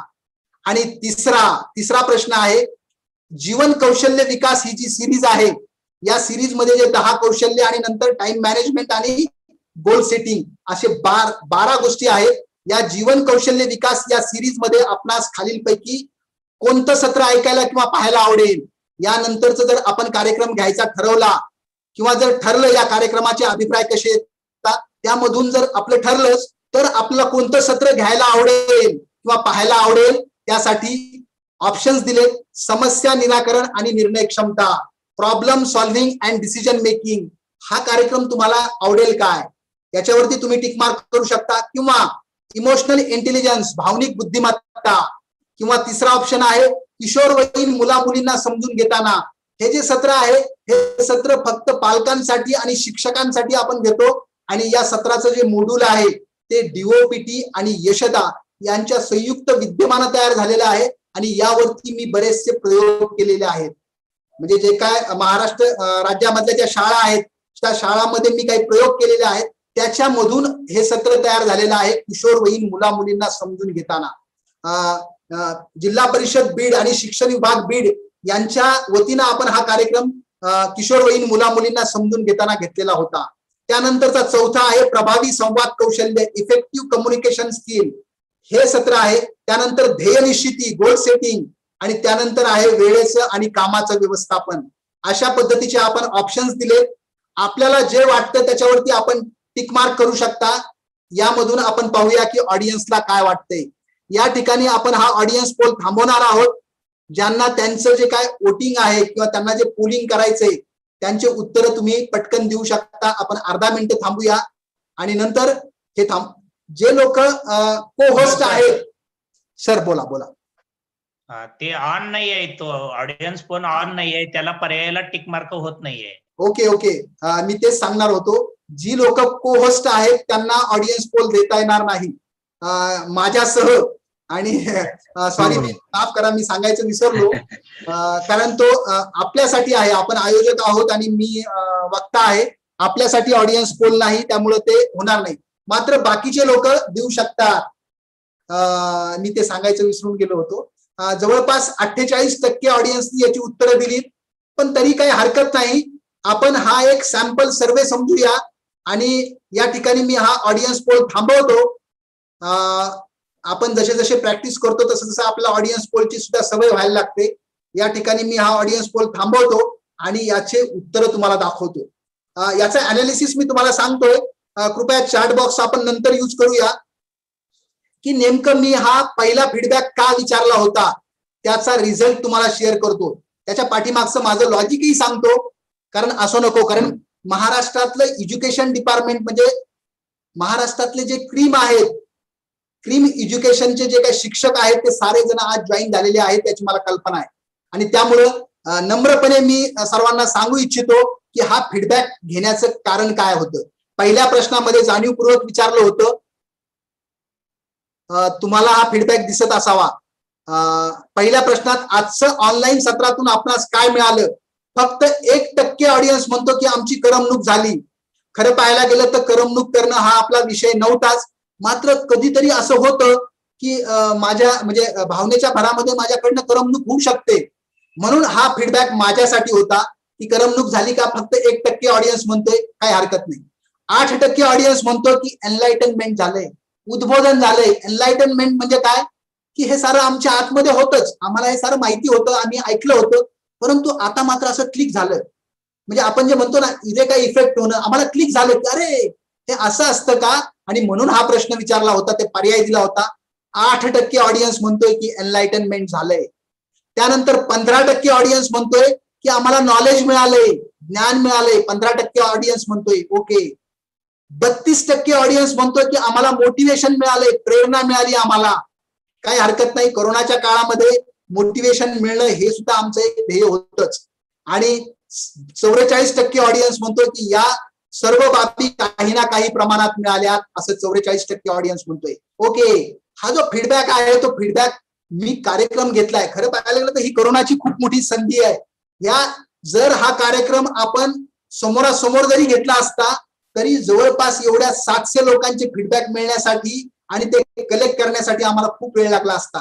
खरं तर आमच्यामध्ये ते इव्हॅल्युएशन जे टूल असतं, इव्हॅल्युएशन आम्ही जे म्हणतो की इव्हॅल्युएशन करायचं असतं, हे ऑनलाईन मध्ये इव्हॅल्युएशन किती लवकर होऊ शकतं, हे करताच आलं नसतं आपल्याला ऑफलाईन मध्ये, जे आपल्याला इथं करता येऊ शकतं. ही एक खूप चांगली संधी आहे. हे पहिला प्रश्न होता. दुसऱ्या प्रश्नामध्ये आजचे सत्र कसे झाले? आजचं सत्र चांगलं झालं, उत्कृष्ट झालं किंवा अतिउत्कृष्ट झालं. जवळपास 12% ऑडियन्स म्हणतो की आजचं सत्र चांगलं झालं, 49% ऑडियन्स म्हणतो उत्कृष्ट झालं आणि 39% ऑडियन्स म्हणतो की अतिउत्कृष्ट झालंय. ओके, धन्यवाद. कारण यामधून सुद्धा एक फीडबॅक मिळतोय की आपण हे करतोय सारं कुणासाठी करतोय? हे करतोय म्हणजे वाक्यासाठी नाही, हे करतोय म्हणजेच काय, आयोजकांसाठी नाही, तो शेवटचा घटक युजर, तो लास्ट युजर कोण आहे, हे सारं जे काय आहे, आमचे जे स्टेक होल्डर आहेत, महाराष्ट्र शासनातला जो शेवटचा स्टेक होल्डर आहे त्याच्यापर्यंत काय जातंय, आणि त्यासाठी आपण हा जाणीवपूर्वक हे टाकलं होतं. परत ज्यांनी ज्यांनी वोटिंग केलं त्यांनाही कळतं की अरे मी जे काय उत्तर दिलं, माझ्यासारखा किती ऑडियन्स आहे, माझ्या लेवलचा किंवा मी जे उत्तर दिलंय तेच उत्तर बरोबर किती लोकांचा, किती ऑडियन्स सहमत आहे, हे सुद्धा आपला ताळा करून पाहता येतोय. ऑडियन्स साठी सुद्धा याचा फायदा होतोय, म्हणून आपण टाकले. आणि शेवटच्या याच्यामध्ये आपण विचारलं होतं जीवन कौशल्य विकास या सिरीज मध्ये आपणास काय ऐकायला किंवा पाहायला आवडेल. सर्वात जास्त 34% ऑडियन्स म्हणतोय की वेळेचं आणि कामाचं व्यवस्थापन, टाइम अँड वर्क मॅनेजमेंट, हा कार्यक्रम आम्हाला पाहायला किंवा ऐकायला आवडेल, असं 34% ऑडियन्स म्हणतोय. त्यानंतर आहे 22% ऑडियन्स म्हणतो की प्रॉब्लेम सॉल्व्हिंग आणि डिसिजन मेकिंग हे सत्र घ्यायला आम्हाला पाहायला आवडेल.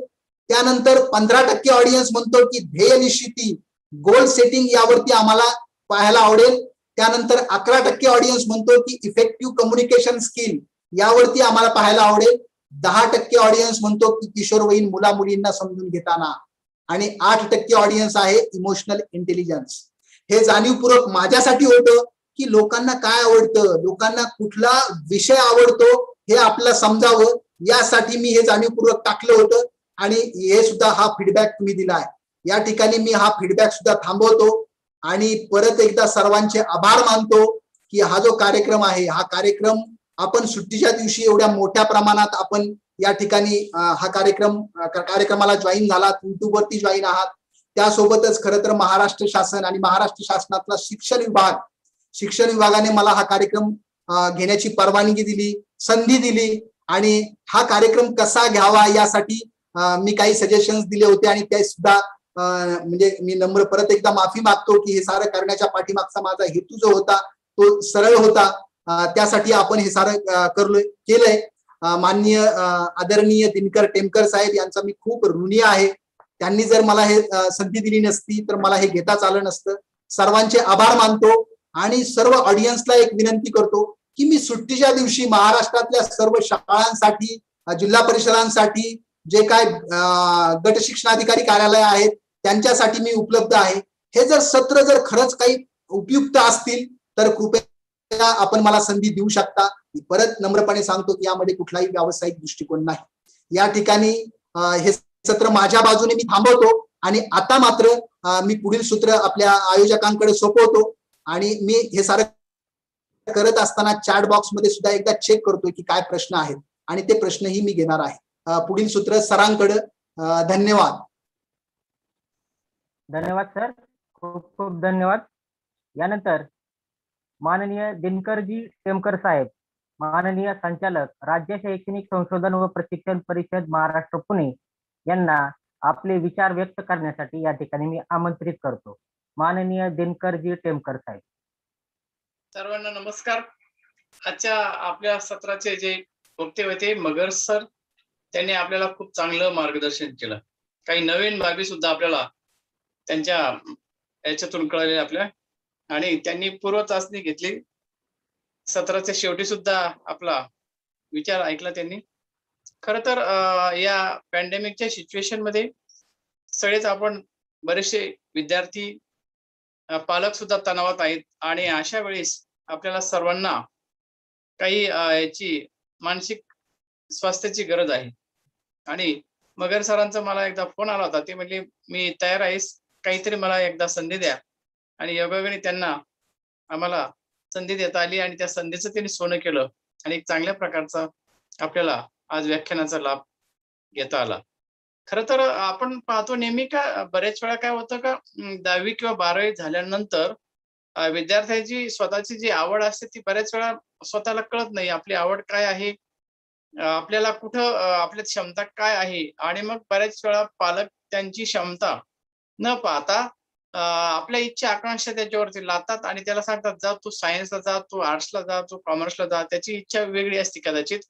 आणि नंतर ते शिक्षण पूर्ण झाल्यानंतर जेव्हा तो तसंच प्रकारे नोकरीचं होतं आणि नोकरी जर मनाप्रमाणे मिळाली नाही तर मग पाट्या टाकण्याचं काम नोकरीमध्ये केलं जातं.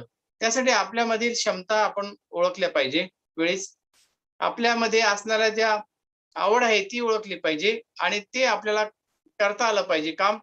त्याच्यामध्ये आपल्याला आनंद मिळाला पाहिजे. अशा स्वरूपाचं जर आपण शिक्षण घेतलं आणि तशाच स्वरूपाचा जॉब जर आपण घेतला, स्वीकारला, तर आपलं जीवन सेवेमध्ये नोकरी करताना सुद्धा आपल्याला एक वेगळा आनंद मिळून जाऊ शकतो. आणि मगर सरांचं एक पॅशन आहे. त्यांनी मला सांगितलं की माझं पॅशन आहे. त्यांनी काय व्यावसायिक दृष्टिकोनातून आपल्याला आज व्याख्यान केलं नाही. एक त्यांचं जे पॅशन होतं ते पॅशन त्यांनी आपल्याला बोलून दाखवलं आणि ते महाराष्ट्रभर अशी व्याख्यानं करत असतात. ते करा आमच्याकडे शिक्षण विभागालाच होते पूर्वी, त्यामुळे त्यांना शिक्षण विभागाविषयी खूप आस्था आहे आणि तळमळ आहे. ते म्हणले, मला शिक्षकांना, विद्यार्थ्यांना मला बोलायचं आहे. आणि खरंच त्यांनी एक चांगल्या प्रकारचं आपल्याला आज माहिती दिली. आपल्यामध्ये जसं लेण्याचं एक उदाहरण दिलं. एक दगड असतो, त्या दगडातला टाकाऊ भाग जर काढला तर एक चांगलं मूर्ती तयार होते. तशा स्वरूपाचं प्रत्येक माणसामध्ये चांगले वाईट गुणधर्म असतात. त्यातले वाईट बाजूला काढले तर एक चांगली मूर्ती घडते. आणि ते शिक्षकांचं काम असतं का ते त्याच्यातलं जे वाईट आहे ते बाजूला काढणं आणि चांगलं व्यक्तिमत्व तयार करायचं काम शिक्षक मंडळी करत असतात. आपण या व्याख्यानाचा लाभ सर्वांनी घेतला. त्याचबरोबर मगर सरांनी आपल्याला जे मार्गदर्शन केले त्याबद्दल SCRTच्या वतीने मी त्यांचं धन्यवाद करतो, त्यांचा आभार व्यक्त करतो. आणि सर्व पालक, विद्यार्थी यांनी जो ऑनलाईन जे लोक आहेत त्यांनी सुद्धा लाभ घेतला. युट्यूबवर सुद्धा जे ऑनलाईन लोक आहेत त्या सर्वांना मी खूप खूप धन्यवाद देतो. आणि आमची SCRTची जी टीम आहे त्यांनी हा योग घडवून आणला. त्यामध्ये आमचे विलास पाटील सर आहेत, त्यांची सर्व टीम आहे, महेश चोते सर आहेत आणि त्यांचे सर्व जाधव सर आहेत. या सर्वांनी योग घडवून आणला. त्याबद्दल सुद्धा मी त्यांना खूप खूप शुभेच्छा देतो आणि पुढील सूत्र त्यांच्याकडे स्वीकारतो.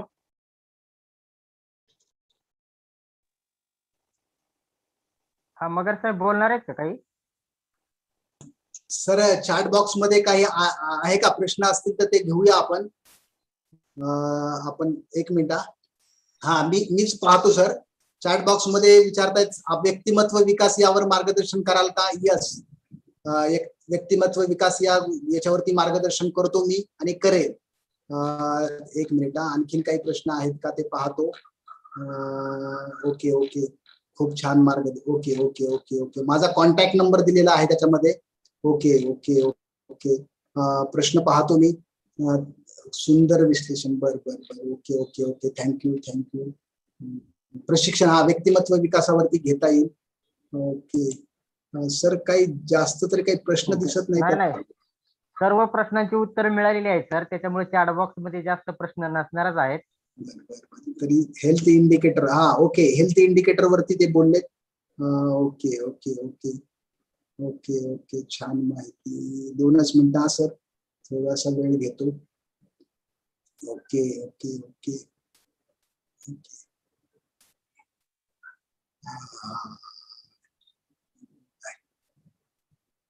काय हरकत नाही सर. काय प्रश्न नाही त्याच्यामध्ये, परंतु तरीही कुणाचे इंडिव्हिज्युअल प्रश्न असतील तर मला कॉन्टॅक्ट करू शकता, त्याची उत्तर मी देईल. आणि परत एकदा सरांनी, दिनकर टेमकर सरांनी आता सांगितलं त्या पद्धतीनं मी त्यांचेही आभार मानतो. आणि मला ही संधी मिळवून दिली त्याबद्दल पूर्ण एज्युकेशन डिपार्टमेंटचे आभार मानतो.